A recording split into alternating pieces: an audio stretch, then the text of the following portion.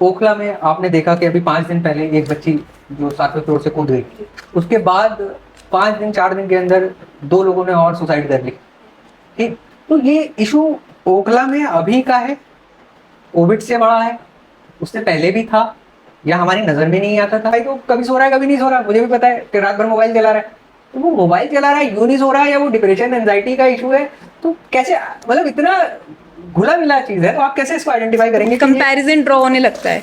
आप पेरेंट्स अगर ड्रॉ नहीं करेंगे तो आपका बच्चा भी खुद नहीं करेगा। बहुत बार हम पढ़ते हैं ये चीज़ें। कंपटीशन कैसे क्रैक करेगा? इज्म है तो नहीं, अब फर्द को वो जो स्पिरिचुअलिटी की खुराक मिलनी चाहिए थी, वो जो स्पिरिचुअल स्ट्रेंथ उसकी होनी चाहिए थी, जो पर्सनालिटी का तज़किया होना चाहिए था, तरबियत होनी चाहिए थी, वो उसको कहीं नहीं मिल रही है।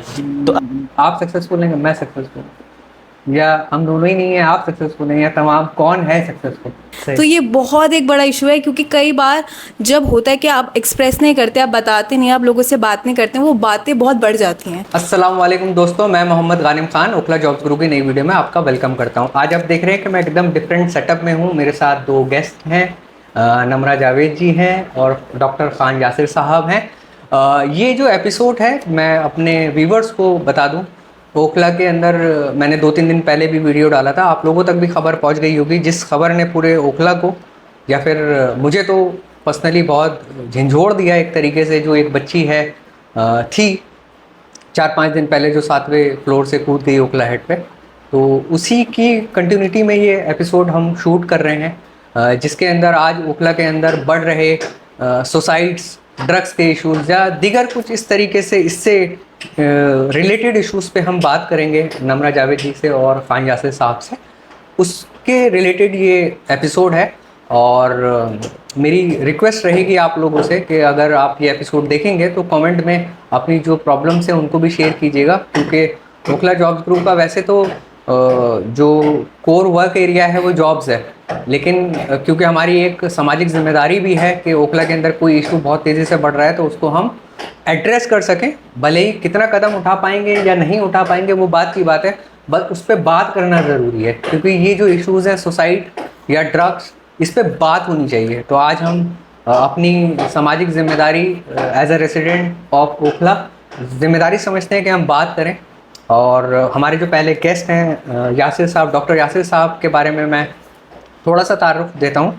Indian institute of Islamic studies and research में एज अ फैकल्टी हैं खान साहब, और अपनी पीएचडी और एमफिल सर ने दिल्ली यूनिवर्सिटी से करा। इसके अलावा राइटिंग मतलब और भी बहुत सारी किताबें हैं जिसमें as a author, as a writer अपनी खिदमात पेश कर चुके हैं, जिसके अंदर ideological revolution and comparative politics पे बहुत अच्छी समझ और सोच रखते हैं, फहम रखते हैं। और इसके अलावा वेस्टर्न फ़िलासफ़ी या दिगर जो चीज़ें हैं उस पर काफ़ी अच्छी नॉलेज है सर की, जिससे हमें आज सीखने मिलेगा। और इस्लामिक और दीन से रिलेटेड बहुत सारी तमाम किताबों के ऑथर भी हैं।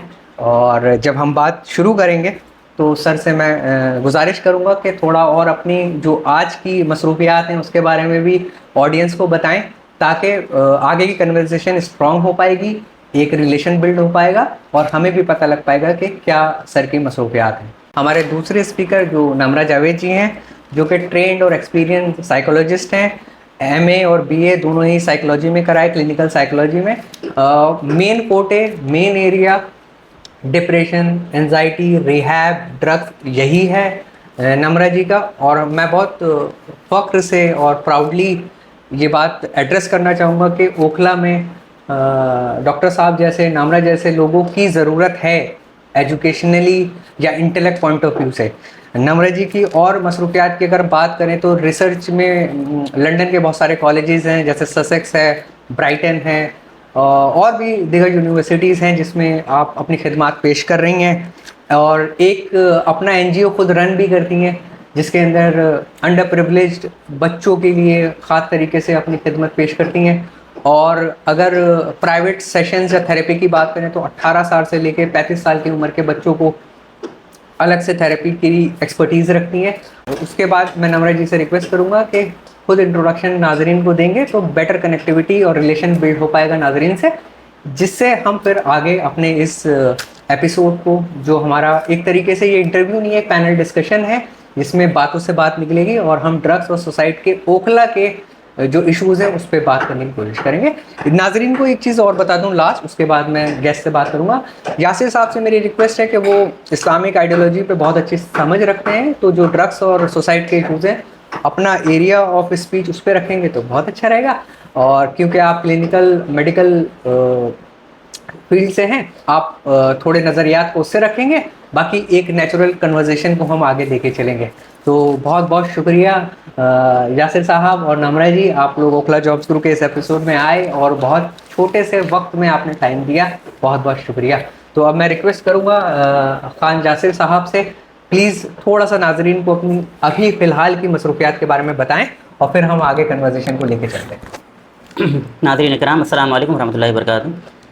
बहुत तफसील से मालिम साहब ने तारुफ़ करा दिया, किसी और चीज़ की ज़रूरत नहीं है। जैसा कि इन्होंने बताया एमफिल और पीएचडी पॉलिटिकल साइंस में मैंने डीयू से किया है, और अभी फ़िलहाल की मसरूफियत यही है कि यहीं करीब में आपने देखा होगा कि Indian institute of Islamic studies and research के नाम से एक इदारा है, जहाँ पर सोशल साइंसेस के फैकल्टी मेंबर की हैसियत से मेरी खिदमत अंजाम दे रहा हूँ अभी। और ये इदारा मतलब ओखला के लिए एक बहुत अच्छा इदारा है, जहाँ पर ओखला ही को कंसंट्रेट करते हुए एक कोर्स जो है वो कुरानिक लैंग्वेज एंड टीचिंग्स के नाम से भी हमने शुरू किया है 2017 से, जिससे बहुत सारे लोग जो हैं वो इस्तेफ़ादा कर रहे हैं।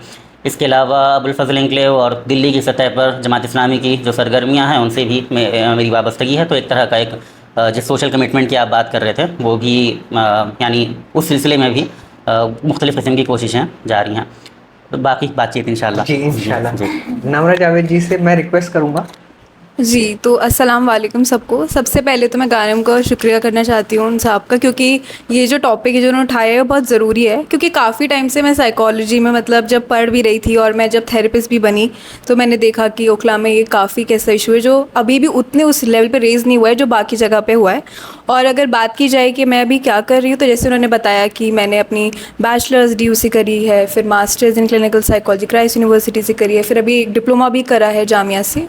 और उसके अलावा जैसे उन्होंने बताया, तो मैं एक थेरेपिस्ट हूँ और मैं ऑनलाइन सेशंस लेती हूँ। अभी फ़िलहाल ऑनलाइन ले रही हूँ, पर देखिए शायद फ्यूचर में ऑफ़लाइन भी लूँ जब हो जाएगा उस तरीके का कोई वो, लेकिन फ़िलहाल ऑनलाइन ले रही हूँ। और 18 से 35 इयर्स ओल्ड के लोगों का मैं ऑनलाइन सेशन लेती हूँ।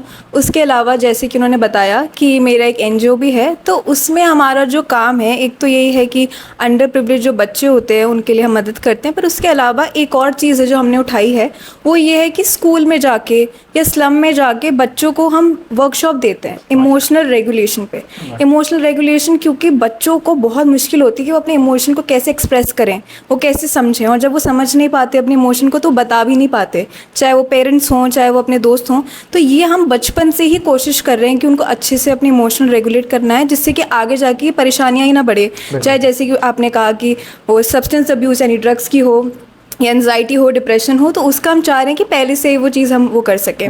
उसके अलावा हम रिसर्च प्रोजेक्ट में भी मैं कर रही हूँ, उसमें कुछ यूनिवर्सिटीज़ हैं, हम मिलकर देख रहे हैं कि कैसे जो डिप्रेशन है वो बढ़ रहा है यूनिवर्सिटीज़ में, हम क्या ऐसा इंटरवेंशन में ऐसी क्या चीज़ कर सकते हैं जिससे कि ये जो चीज़ है हम उनको मदद पहुँचा सकें और ये चीज़ कमी हो सके। तो मैं उसी चीज़ों पर काम कर रही हूँ एंड देखते हैं फिर आगे बातचीत करते हैं, उससे पता चलेगा और क्या है। ज़रूर जी।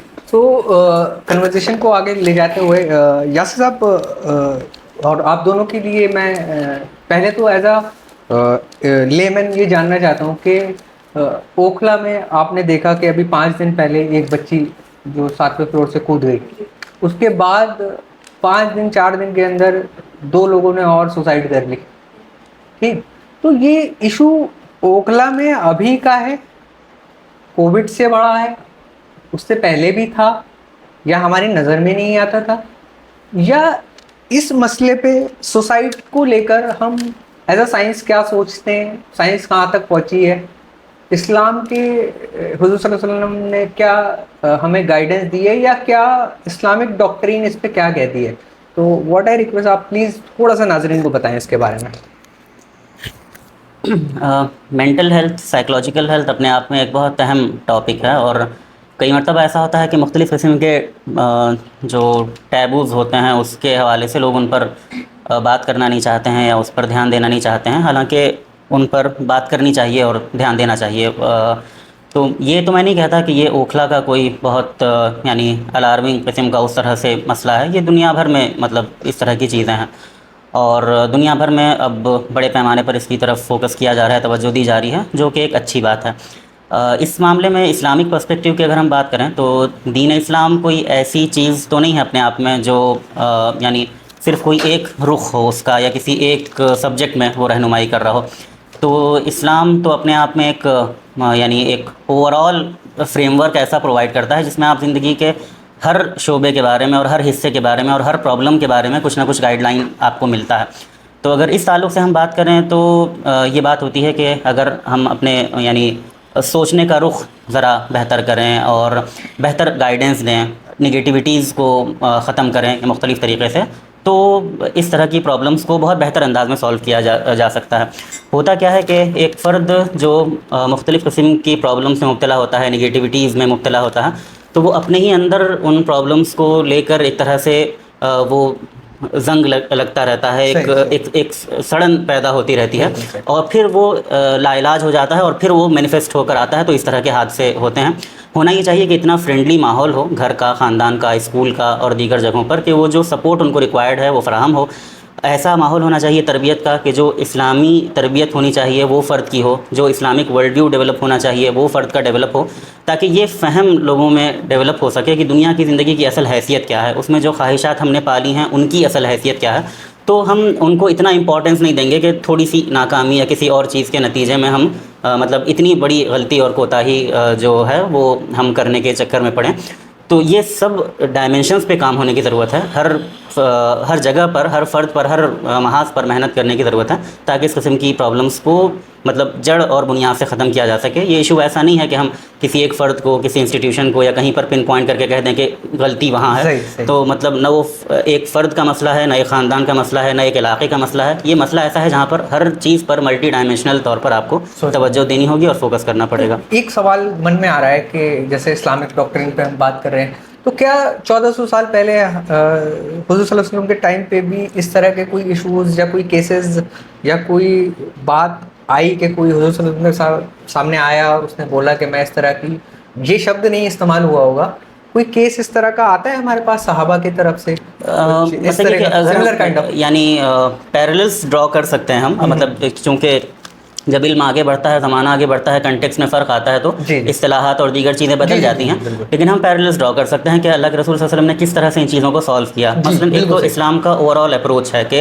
आपको ये पता चल जाता है कि आपकी हैसियत दुनिया में ये है कि आप अल्लाह के बंदे हैं, अल्लाह के बंदे हैं। तो आपको ये पता चल जाता है कि आपकी तकदीर है, आप पर जो मुसीबतें आ रही हैं वो अल्लाह की मर्ज़ी से आ रही हैं। ये दुनिया एक इम्तिहान है। यहाँ पर आप पर कामयाब होने की, सो कॉल्ड कामयाब होने की ज़िम्मेदारी नहीं है कि आपको नीट क्रैक करना ही करना है, आपको JRF होना ही है, UPSC आपने क्यों नहीं किया इसका सवाल हो जाएगा। ये नहीं है। दुनिया में आप कोशिशों के लिए ज़िम्मेदार हैं और अल्लाह ताला ने जो चीज़ आप पर आयद की है फ़राइज़, वो आप अदा कीजिए। उसके बाद आपकी जितनी अच्छी कोशिशें हैं, जितनी अच्छी मेहनत है, आप उतना कामयाब हैं अल्लाह ताला की निगाह में। तो ये आउटलुक जब इंसान का रहता है तो फिर वो इन सब चीज़ों में, इन सब फितनों में उस तरीके से नहीं मुब्तला होता है। तो अल्लाह के रसूल सल्लल्लाहु अलैहि वसल्लम के पास मतलब एक वाक़या अगर जहन में आ रहा है कि एक फ़र्द आए और उन्होंने अल्लाह के रसूल सल्लल्लाहु अलैहि वसल्लम के सामने हाथ फैला दिया। तो आप सल्लल्लाहु अलैहि वसल्लम ने ये देखा कि यानी फ़कीर की मदद करने के लिए इस्लाम से ज़्यादा किसने इनकरेज किया है। लेकिन उस वक्त अल्लाह के रसूल सल्लल्लाहु अलैहि वसल्लम ने एक प्रॉब्लम आइडेंटिफाई किया। आप सल्लल्लाहु अलैहि वसल्लम ने देखा कि ये आदमी जो है ये तंदुरुस्त है, तवाना है, ये बस थोड़ी सी गाइडेंस इसको चाहिए, इसका मसला सॉल्व हो जाएगा। तो वो रसूल जिसने मतलब अपना सब कुछ लुटा दिया है इन्फाक में, खैरात में, उन्होंने वहाँ पर खैरात करने के बजाय ये कहा कि तुम्हारे पास क्या है। तो उन्होंने बताया कि मेरे पास ये चीज़ें हैं। तो कहा कि वो चीज़ें लाओ, उन चीज़ों की नीलामी कराई और जो मतलब पैसा मिला 2 दरहम, उसमें से कहा कि एक का अपने घर वालों के लिए खाना लाओ और एक का कुल्हाड़ा ख़रीद कर लाओ। अच्छा, हाँ। और फिर उसके बाद उनको सेल्फ एम्प्लॉयमेंट की तरफ राग़िब किया। तो वो जो कुछ पैसे देकर उसका एक वक्ती मसला सॉल्व हो सकता था, लेकिन वो प्रॉब्लम परसिस्ट करती, उस प्रॉब्लम को जड़ और बुनियाद से ख़त्म कर दिया। तो ये जो अप्रोच है, ये अप्रोच ज़रूरी है कि हम प्रॉब्लम्स को देखें, अपना सोशल कमिटमेंट महसूस करें, उन प्रॉब्लम्स को जड़ और बुनियाद से ख़त्म करें। मेरे ख्याल में जब समाज पूरे तौर पर बेदार होगा इस हवाले से, तो कुछ हम बेहतर सोल्यूशंस की उम्मीद कर सकते हैं। सही, माशाल्लाह से। तो अब मैं नम्रा जी से इसी सवाल पे कि ये इसके बारे में साइंस कहाँ तक पहुँची है, या अभी एज अ साइकोलॉजी फील्ड में दिमागी केमिकल्स की अगर हम बात करें तो आप अभी क्या रिसर्चर्स हैं या क्या सोच रहे हैं प्रोफेशनल्स, उसके बारे में थोड़ा रोशनी डालें। तो जैसा कि आपने बोला कि कोविड के बाद से केसेस बढ़ गए, तो ये सच है क्योंकि कोविड में एक ऐसा टाइम था जब लोगों को सोचने का मौका मिला, अपने साथ अकेले रहने का मौका मिला, उन्हें समझ में आया, क्योंकि प्रॉब्लम पहले से होती है, बहुत बार ऐसा होता है कि हमारे अंदर एग्जिस्ट करती हैं, लेकिन कोविड वो एक टाइम था जहाँ मुझे खुद भी लगा कि अच्छा मेरे अंदर जो प्रॉब्लम है मुझे सोचने का वक्त मिल रहा है। वैसे तो हम भाग दौड़ करते रहते हैं, अपने कामों में मसरूफ़ रहते हैं, लेकिन कोविड वो एक टाइम था जहाँ पे लोगों को देखने का मौका मिला कि अच्छा हमारे अंदर इश्यूज़ हैं, या फिर कुछ लोगों ने ट्रोमेटिक सिचुएशन भी देखी है। अगर किसी का इंतकाल हुआ है, किसी को खोया, तो बहुत बार ऐसा होता है कि कुछ ट्रोमेटिक सिचुएशन से लोग बाहर नहीं निकल पाते हैं सही। और उन्हें समझ ही नहीं आता है कि उन्हें प्रॉब्लम है। तो सबसे ज़्यादा जो ओखला में मैंने भी प्रॉब्लम देखी है कि लोग डरते हैं ये एक्सेप्ट करने से कि उन्हें इश्यूज़ हैं। हम सोचते हैं कि हमें सोसाइटी ने ये बता रखा है, खासकर ये लड़कों को भी बता रहा है कि रोना नहीं चाहिए, आप एक्सप्रेस मत करिए। तो ये बहुत एक बड़ा इशू है, क्योंकि कई बार जब होता है कि आप एक्सप्रेस नहीं करते, आप बताते नहीं, आप लोगों से बात नहीं करते, वो बातें बहुत बढ़ जाती हैं, और फिर वो जो बढ़ जाती हैं तो तब वो कैसी सिचुएशन में जाती हैं कि लोग या तो सुसाइड कर लेते हैं या वो सब्सटेंस ले लेते हैं, मतलब कुछ ना कुछ ऐसे ड्रग्स या कुछ। तो ये ड्रग्स भी तो वो क्या है, तो होता क्या है कि अगर मतलब ये जो ड्रग्स होते हैं ये एक रिवॉर्ड सिस्टम पे काम करते हैं, या जो सुसाइड भी है वो लास्ट क्या है कि या तो सुसाइड अगर आप करें तो ये कि अब आपके पास और कोई चारा नहीं बचा, लेकिन अगर आप सब्सटेंस ले रहे हैं या कोई गलत चीज़ों का इस्तेमाल कर रहे हैं तो वो रिवॉर्ड सिस्टम पे काम करता है। हमारा जो ब्रेन है वो रिवॉर्ड सिस्टम पे ऐसे काम करता है कि जब आप ये चीज़ें लेते हैं तो वो कुछ टाइम के लिए आपको ऐसे खुशी दे देता है, या आपका पूरा नर्वस सिस्टम स्लो डाउन कर लेता है।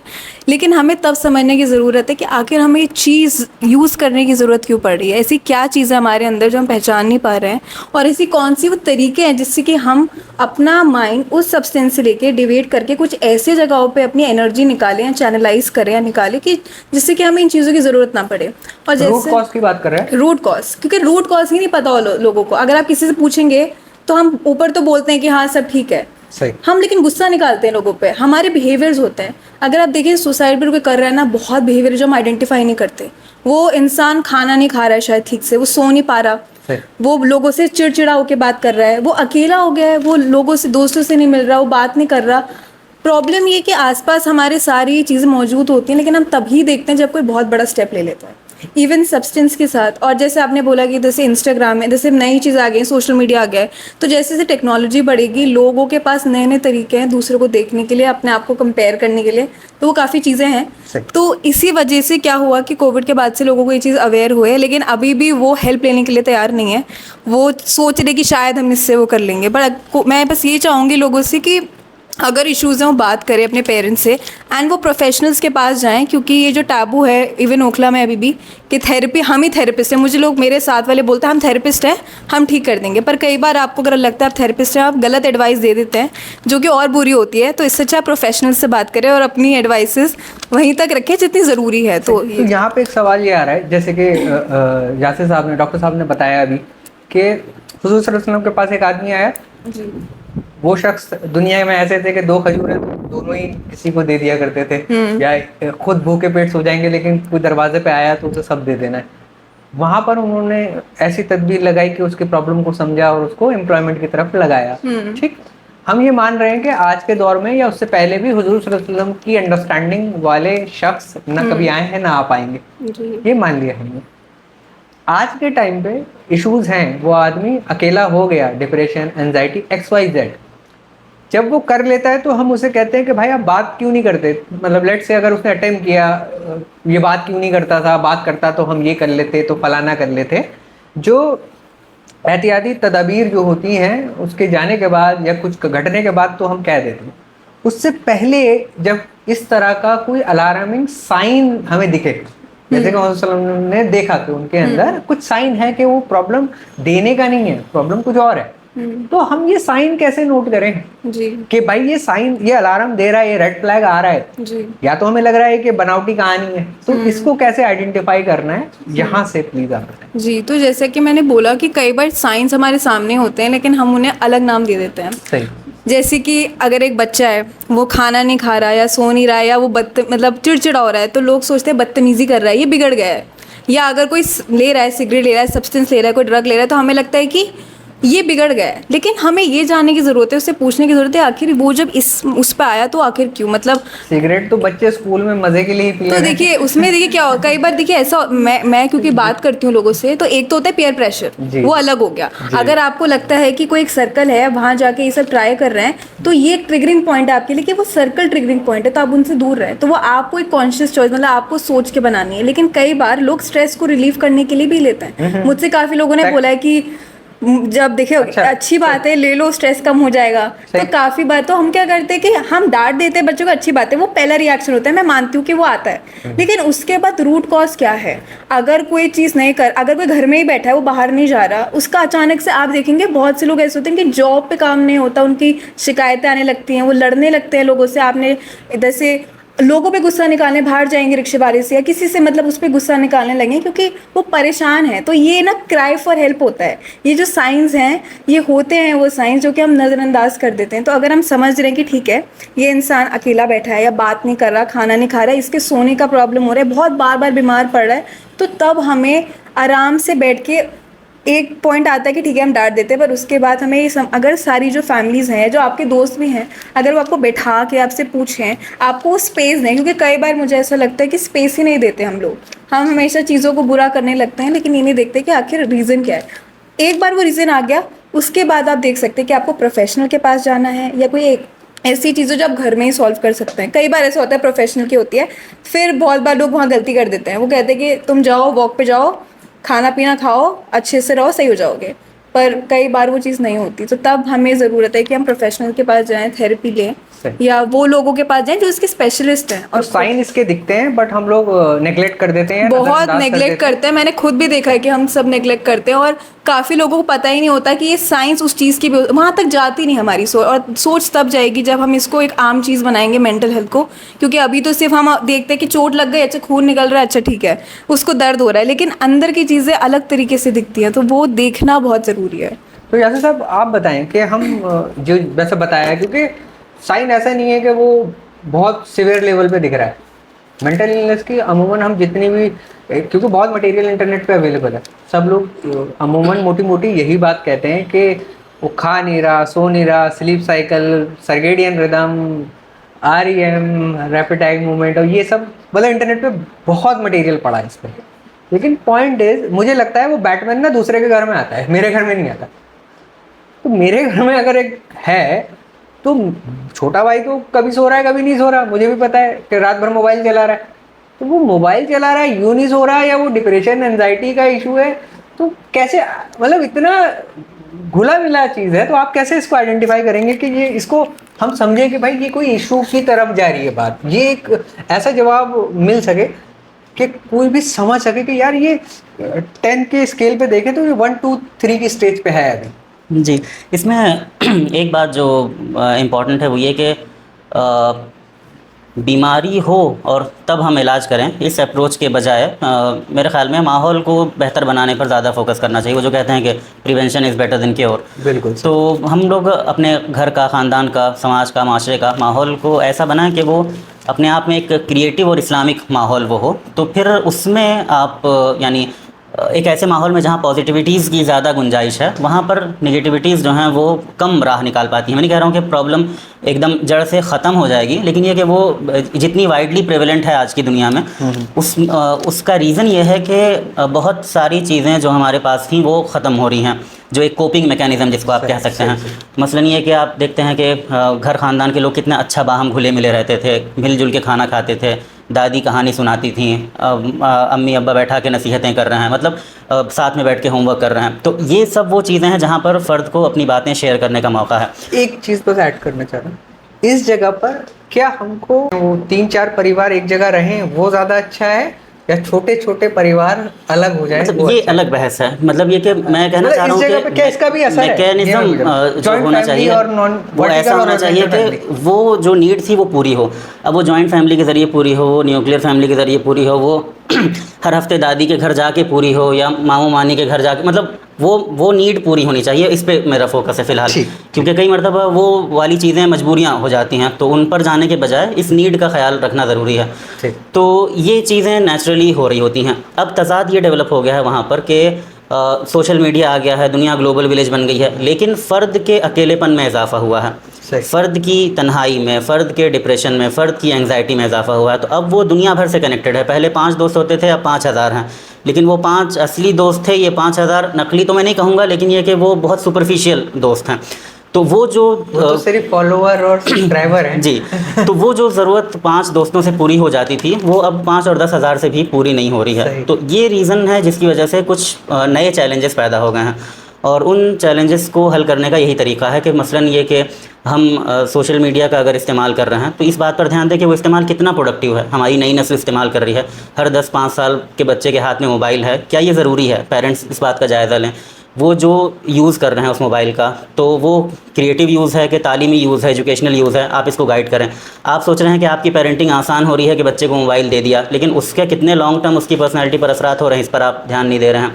तो बच्चे का सोशल सर्कल कैसा है? मतलब मेरे ख्याल में ये कि प्रॉब्लम पैदा होने से पहले अगर हम एक पॉजिटिव माहौल को बनाने पर फोकस करें तो ये ज़्यादा बेहतर होगा, और इसी पर बल्कि ज़्यादा फोकस होना चाहिए। आप एग्री कर रहे हैं एज ए साइकोलॉजिस्ट इस चीज़ से कि एनवायरनमेंट का अच्छा खुशनुमा होना, खुशगवार होना, इस तरह की बहुत सारी चीज़ों को 90-70% तक रोक सकता है। शायद इसी वजह से ये चीज़ें पहले ज़्यादा नहीं आती थी। यहाँ तक हम ठीक चल रहे हैं। और अब ये जो मसला हो जाए जब, तो उसको आइडेंटिफिकेशन का, जैसा कि बात कही जा रही थी प्रोफेशनली, कि उसको आइडेंटिफिकेशन का तो ये तरीका है कि आप पैटर्न में कोई डिसजंक्चर देखेंगे तो आप उसको नोटिस कीजिए। मतलब तब भी ज़रूरी नहीं है कि कई मरतबा वो उतने सीवियर लेवल का प्रॉब्लम हो सकता है कोई दूसरी बात हो, लेकिन आप उसका नोटिस ज़रूर लीजिए। यानी एक इंसान बहुत अच्छा पढ़ता था, उसके 80-90% नंबर आ रहे हैं, अचानक वो 50-60% पे पहुंच जा रहा है। आप देखिए, एक बच्चा जो है वो जल्दी सो जाता था, अब रात में 3-3 बजे तक जाग रहा है। एक बच्चा मोबाइल यूज़ नहीं करता था, बहुत ज़्यादा यूज़ करने लगा है। तो आप इन पैटर्न्स को नोटिस कीजिए और इसमें जजमेंट पास करने के बजाय प्रॉब्लम को समझने की कोशिश कीजिए। तो इस डिसजंक्चर्स को जब हम महसूस करेंगे और उन प्रॉब्लम्स को सीरियस लेकर उनको आइडेंटिफाई करने की कोशिश करेंगे, सॉल्व करने की कोशिश करेंगे, तो मेरे ख्याल में इस वाले महाज पर भी कुछ काम हो जाएगा। तो मेरा मतलब इस मामले में ये है कि आप कंस्ट्रक्टिव पॉजिटिव माहौल पर सबसे ज़्यादा फोकस हो, और ये मामला फ़र्द से लेकर ख़ानदान और फिर पूरे माशरे का भी है। और अगर इस तरह का कोई डिसजंक्चर हम अपने करीबी लोगों में महसूस कर रहे हैं, अपने स्कूल के साथी में, दफ्तर के साथी में, या अपने छोटे भाई बहन में, तो हम वो सीरियसली नोटिस करें उसका, और उसका इलाज करने की, उसको सॉल्व करने की, उस प्रॉब्लम को कोशिश करें। सही। तो एज अ फैमिली या एज अ पेरेंट या एज अ फ्रेंड्स, हमारी पहली जिम्मेदारी यही है कि हम बहुत ही एक तरीके से ओपन हो हमारे दरवाजे के, आदमी आके हमसे बात कर सकता है, चाहे मैं घर का बड़ा हूँ, चाहे छोटा भाई हूँ, चाहे मंझले दर्जे का भाई हूँ, हमसे बात हो सकती है। इतना हमारा नेचर होना चाहिए। क्योंकि एक चीज़ हमने बहुत देखी है, शायद मतलब हमने तो इस्लामी घरानों में ही देखी है कि वालिद साहब आए तो बच्चे चितिर बितिर हो गए। ये एक है मतलब, और ये ऐसा नहीं है कि मेरे अमूमन अगर स्कूल कॉलेज के 10 दोस्त होंगे तो अमूमन 8-7 में ये चीज़ कॉमन है। मतलब हमने जितना देखा है कि वो आए एंग्री यंग मैन टाइप, तो सिखाया जाता है, डिफरेंस भी रखा जाता है, लेकिन ये देखा है और इसी वजह से बात भी नहीं हो पाती। अब तो बहुत होने लगा है कि पेरेंट बात करो, पेरेंटिंग ये करो, वो एक अच्छी चीज़ लगती है, किस हद तक करनी है वो एक अलग बात है। तो एज अ जैसे यासिर साहब ने एड्रेस किया, आपने भी करा, तो हमको एज अ सोसाइटी जो मेरे पास कुछ सवाल थे वो एड्रेस इसमें हो रहे हैं कि हमें ओपन टू डिस्कशन होना चाहिए इस मौजू पे।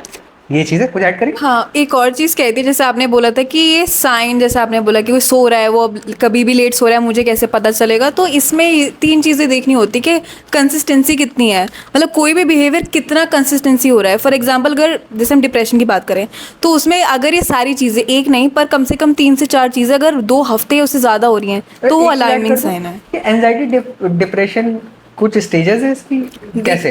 इसके बाद आप प्लीज हाँ, जोड़ लीजिए। स्टेजेस कहते जैसे डिप्रेशन है तो उसमें क्या होगा, आप देखेंगे शुरू में तो बहुत बेसिक ही होता है कि धीरे धीरे जैसे कोई चीज़ हो गई, अब आप देखेंगे आपका लॉस ऑफ मोटिवेशन हो गया, आपको लग रहा है मैं जॉब पे कैसे जाऊँ, हर चीज़ बहुत भारी लग रही है आपको। कई बार ऐसा भी होता है डिप्रेशन में, जैसे स्टार्ट वो इतना होता है कि चलिए आपकी, जैसे उन्होंने बोला स्कोर्स कम आ रहे हैं, वो हो रहा है, लेकिन एक पॉइंट ऐसा आता है आपको बेड से उठने का मन नहीं करेगा, आपको ब्रश करना भी एक बहुत बड़ा काम लगेगा।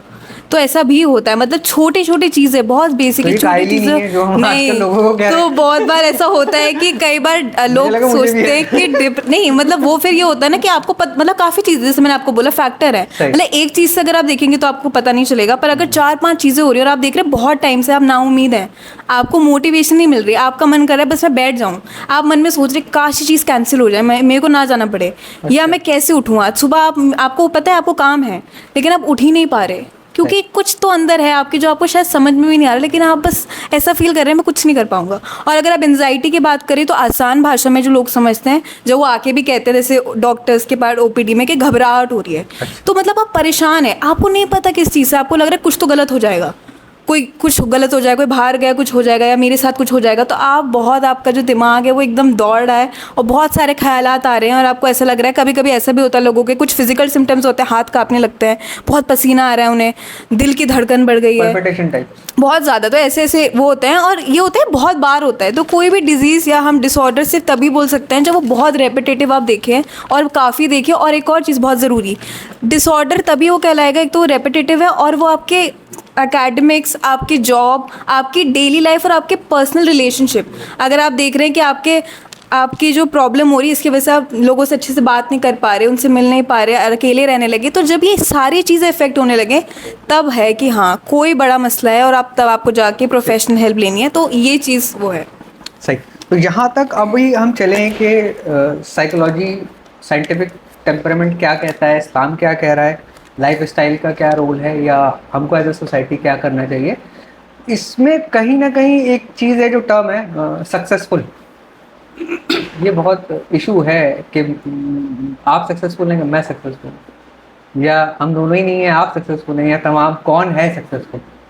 जो एक प्रेशर है घर में कि भाई ये वाला कोर्स करें तो सक्सेसफुल हो जाओगे, तो ये सक्सेस पैसा है, ये सक्सेस गाड़ी है, बंगला है, दुबई के फॉरेन के ट्रिप्स हैं, ये है क्या, या स्मार्टफोन आईफोन का 16 है, 17 है, 18 20 क्या चल रहा है वो है।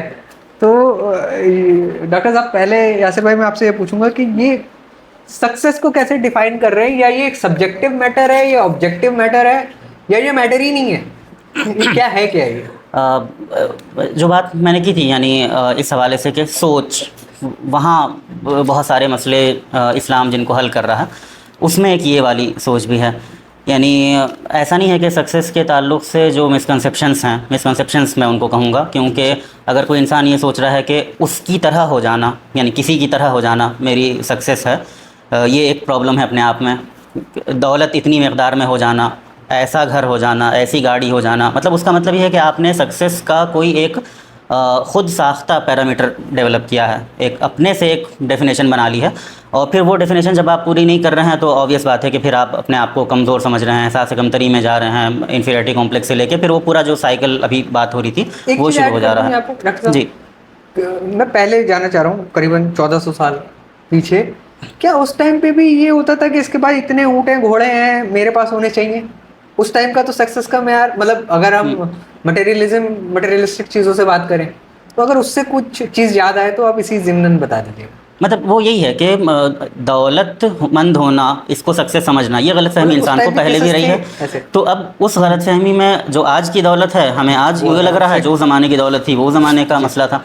तो दौलत को इंसान ने सक्सेस समझा है, शोहरत को इंसान ने सक्सेस समझा है, इंसान ने पावर को सक्सेस समझा है, और ये सारी जो डेफिनेशंस हैं ये अपने आप में मतलब अपने आप में प्रॉब्लमेटिक हैं। अगर सिर्फ दौलत को, सिर्फ शोहरत को या सिर्फ इन चीज़ों को सक्सेस समझा जाए, तो इस्लाम ने जो उसमें बताया है वो ये बताया है कि भाई यानी आपकी जो अल्टीमेट सक्सेस है वो ये है कि दुनिया जो इम्तिहान है आप उसमें कामयाब हो जाएं। तो दुनिया में मतलब ये कि इंसान इस तरह से बिहेव करे, या दुनिया के जो क्वेश्चन पेपर उसको मिला है उसको इस तरह से सॉल्व करे कि क़यामत में उसको सक्सेस मिल जाए, क़यामत में उसको अल्लाह ताला की रज़ा मिल जाए, क़यामत में उसको जन्नत मिल जाए, ये वो अल्टीमेट सक्सेस है। अब ये सक्सेस का ये जो कॉन्सेप्ट है, ये आने से 2-3 फ़ायदे हैं इंसान के जहन में। जब ये क्लियर हो जाए, दुनिया की हैसियत जब क्लियर हो जाए, तो जिसके सामने मतलब दुनिया की हैसियत क्लियर है, उसका इस्तेहज़ार है, तो वो ये नहीं करेगा कि दुनिया की कोई चीज़ नहीं मिलने पे वो उसको इतना सीरियसली लेगा कि उसको अपने सर पर सवार कर लेगा। तो कई बार इन चीज़ों का जब इस्तेहज़ार आपको होता है तो बहुत सारे प्रॉब्लम्स से आप दूर होते चले जाते हैं।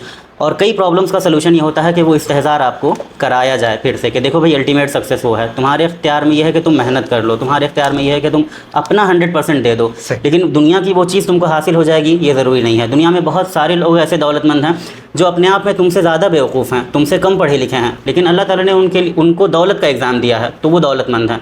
तुम्हारे लिए गरीबी का इम्तिहान है तो ठीक है, तुम उस इम्तिहान में तुम्हारा जो बेस्ट बिहेवियर है वो बिहेवियर तुम करो। डॉली चाय वाला देखिए बिल गेट्स से मिल गया सर। तो मतलब ये कि ये भी एक बात है। जब इस बात को आप इंटरनलाइज कर लेंगे। लेकिन आज का बच्चा उसको देख के इन्फीरियरिटी कॉम्प्लेक्स में आ रहा है, वो अपनी डिग्री पे सवाल उठा रहा है बीटेक पे जी, कि जब मुझे डॉली चाय वाले को बिल गेट्स से मिलना था ऐसे, तो लेकिन उसको ये समझ में नहीं आ रही ना, वो तो कह रहा है मैं उठा लेता हूँ फोन, लग जाता हूँ इंस्टाग्राम और टिकटॉक पे। ये यानी ये बात जो समझ में नहीं आ रही है, आपके लिए सवाल आएगा इसी को समझना अपने आप में एक सबसे बड़ा चैलेंज है। यानी इस पॉइंट ऑफ व्यू से कि आप अपनी सोच पर, अपने कॉन्सेप्शन पर मेहनत कीजिए और इस चीज़ को समझिए। तो इस्लाम इस मसले को यानी जो है वो जड़ और बुनियाद पर जाकर सॉल्व करता है। और ये मसला कॉम्प्लिकेटेड इसलिए हो गया है कि पहले ये सारी तरबियत, जैसे मैंने अभी सोसाइटी का एग्जांपल लिया कि कैसे कैसे इंस्टीट्यूशंस आपको हासिल थे जो अब मॉडर्निटी में ख़त्म हो गए हैं। एक और मसला इसके आगे आता है कि पहले जो तालीमी निज़ाम था, एजुकेशनल सिस्टम था, उसमें ये सारी चीज़ें इनकलकेट की जाती थी। अब जो मटीरियलिज़म है वो सिर्फ फ़र्द के घर में नहीं है, मोबाइल में नहीं है, बल्कि वो एजुकेशन सिस्टम में भी आ गया है। तो वो एजुकेशन सिस्टम का जो मटीरियलिज़म है, तो अब फ़र्द को वो जो स्पिरिचुअलिटी की खुराक मिलनी चाहिए थी, वो जो स्पिरिचुअल स्ट्रेंथ उसकी होनी चाहिए थी, जो पर्सनैलिटी का तज़किया होना चाहिए था, तरबियत होनी चाहिए थी, वो उसको कहीं नहीं मिल रही है।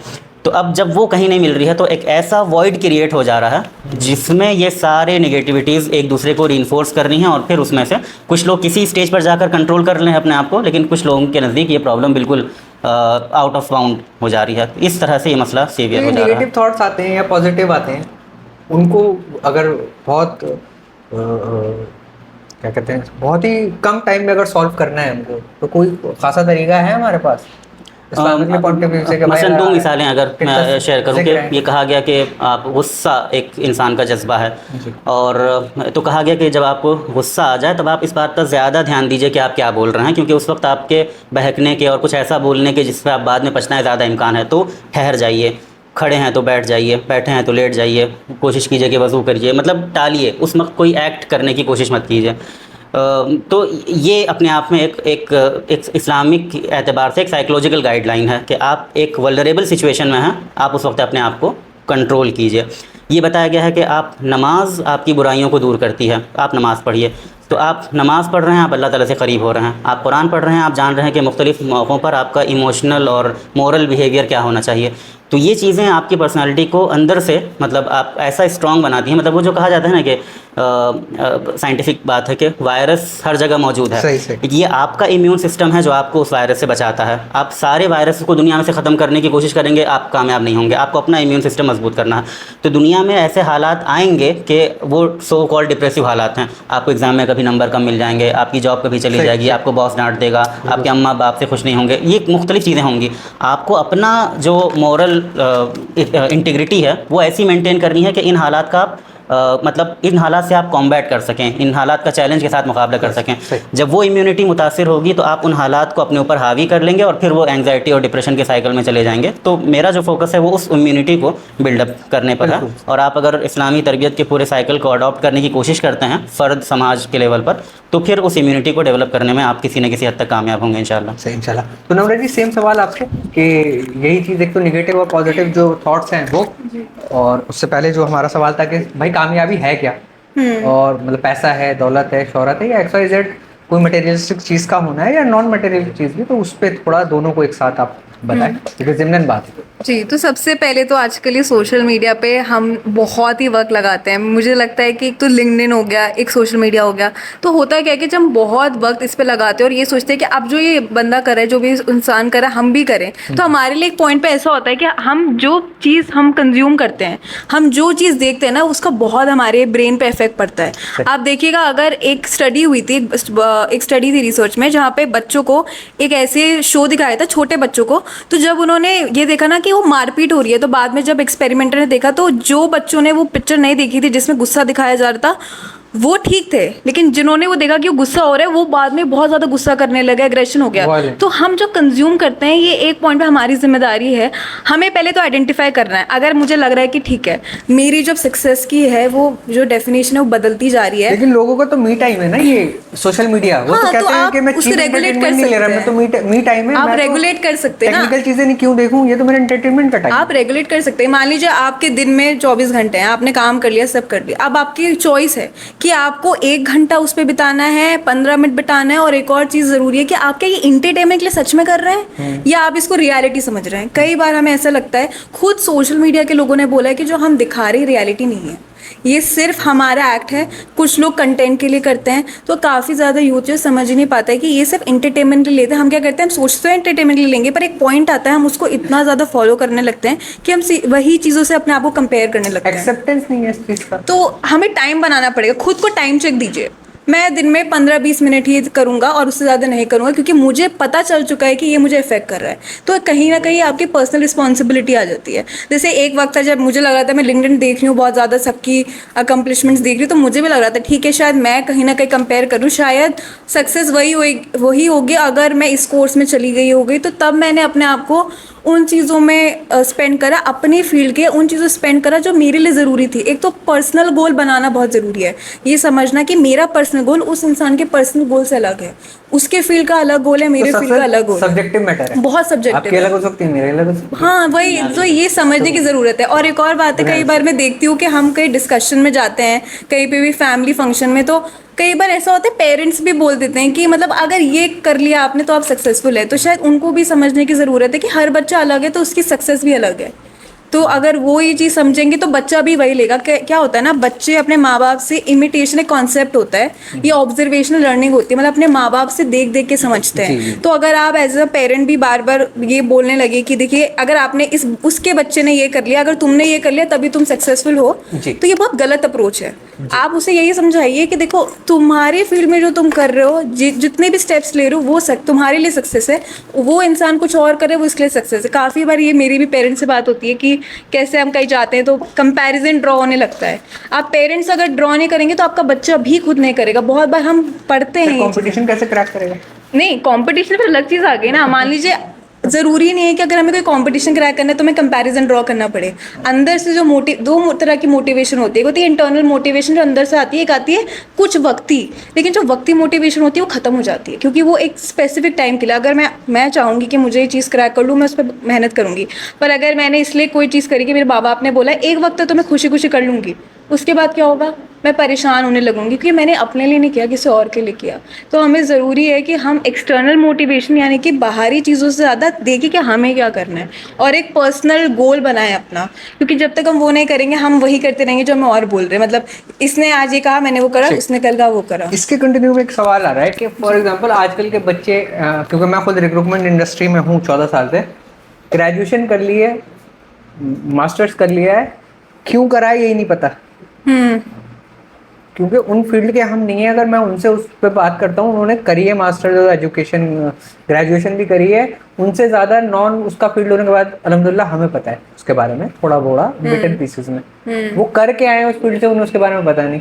तो अक्सर तो जामिया में लोग फॉर्म, मैं खुद बता रहा हूँ कैसे डालते हैं कि भाई देखो 10 में फॉर्म डाल देते हैं, एक में आ जाएगा, जिसमें आ गया उसमें एडमिशन ले लेंगे। ये एक तरीका है पर्टिकुलर कि मेरे को बिजनेस स्टडीज करनी है, मैं फॉर्म नहीं डालता, 10 में फॉर्म डालता है। ये तो इंटरेस्ट, सेल्फ अवेयरनेस की जो आप बात कर रहे हैं ना, इंटरनल, कि मुझे ये करना है, मुझे पायलट बनना है, या मुझे XYZ, मुझे हाफिज कुरान बनना है, जो भी। ग्रेजुएशन में 22 साल 21 साल का होने के बाद तक उसे यही नहीं पता मैंने करा क्या है। वो बंदा क्या डिसाइड करेगा अपने लिए सही गलत? तो पेरेंटिंग तो आ गया वहां पर। अब वो पेरेंट की तो क्या ही सुन रहा है, ठीक। तो जो आप कह रहे हैं ना कि वो खुद डिसाइड करे, अब चलिए पेरेंट ने उसको इजाजत दे भी दी कि तुम्हें जो करना है, जिसके बेस ही हिले हुए हैं उसको कैसे हैंडल करें? ये भी एक मसला है ना। तो क्योंकि पेरेंट्स को तो दिख रहा है कि इसके स्टैंडर्ड जो ऑपरेटिंग प्रोसीजर है एक चीज को करने का, वो दिख जाता है। जो बंदा सुबह सही से नहीं उठ रहा या काम ठीक से नहीं कर रहा, बेसिक दिखता है। और वो रिजल्ट पे बात कर रहा है कि मेरे रिजल्ट नहीं आ रहे, तो रिजल्ट बाद में आएगा, पहले बेसिक्स ठीक होंगे। यही हुआ। लेकिन जब बेसिक ठीक नहीं करा तो आदमी उसे बोलेगा पहले तुम बेसिक करो, रिजल्ट हो जाता है, लेकिन उसे लगेगा मैं पूरी मेहनत करूँ। है ना, बुखार नहीं ठीक होगा पहले दवा खानी है, या उसके बाद उसके पीछे जाए वो रूट कॉज की बात करें हम। तो आजकल के तो जनरेशन को यही नहीं पता, तो उनको कैसे इतना लिबरल या आज़ाद कर दें कि आपको जो करना है जाओ ज़िंदगी जी लो अपनी। देखिए इसमें ये होता है कि एक तो होता है कि अगर आपको पता है कि आपका इसमें इंटरेस्ट है, आपका एप्टीट्यूड है, तो आप वो कर रहे हैं। और अगर एक ऐसी भी कंडीशन आती है जहाँ बच्चों को खुद नहीं पता होता, उन्हें लग रहा होता है मैं ये करूँ या ये करूँ, जी चेंज करते तो हैं। उसमें क्या होता है कई बार तो वो, और जो कहते हैं मानो कि दोस्त ने बोले तू ये कर ले, इसमें बहुत पैसा है या इसमें बहुत सक्सेस है, कर ले, तो वो कर लेते हैं। पर वही है, अब करके अब नहीं आए, बेसिक्स नहीं बने, जो चीज़ आप अंदर से नहीं कर रहे उसमें कैसे बेसिक बनेंगे, तो वहाँ परेशानी है। एक चीज़ इसमें ये आती है जो आजकल नया कॉन्सेप्ट है करियर काउंसलिंग का।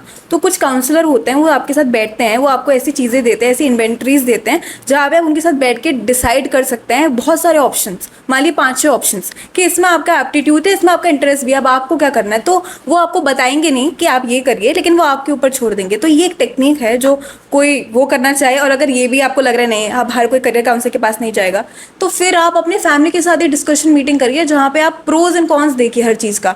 अगर मैं ये कर रहा हूँ क्या मेरे प्रोज है, मतलब क्या मेरा फ़ायदा, और नहीं है तो क्या कॉन्स है।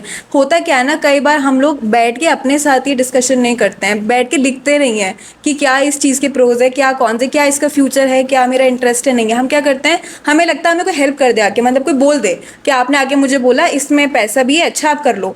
लेकिन कई बार ऐसा भी तो होता है ना कि क्योंकि मेरा इंटरेस्ट नहीं और कल को शायद उस चीज़ में जॉब्स ही ना हो, तब क्या है, सेकंड प्लान कोई नहीं बताता, मैं बैकअप प्लान कोई नहीं बनाता। तो ज़रूरी है कि अभी से बैठ के खुद के साथ, अगर आपको किसी की हेल्प लेनी है उससे, वरना खुद से पूरे प्रोज कॉन्स बनाइए। और एक और चीज़ है जो मैंने बहुत थेरेपी में क्लाइंट्स के साथ देखी है, हमें सेल्फ नहीं पता, हमें ये नहीं पता हम है कौन। बहुत बार लोग आते हैं उन्हें यही नहीं पता होता कि मैं आखिर चाहता क्या हूँ।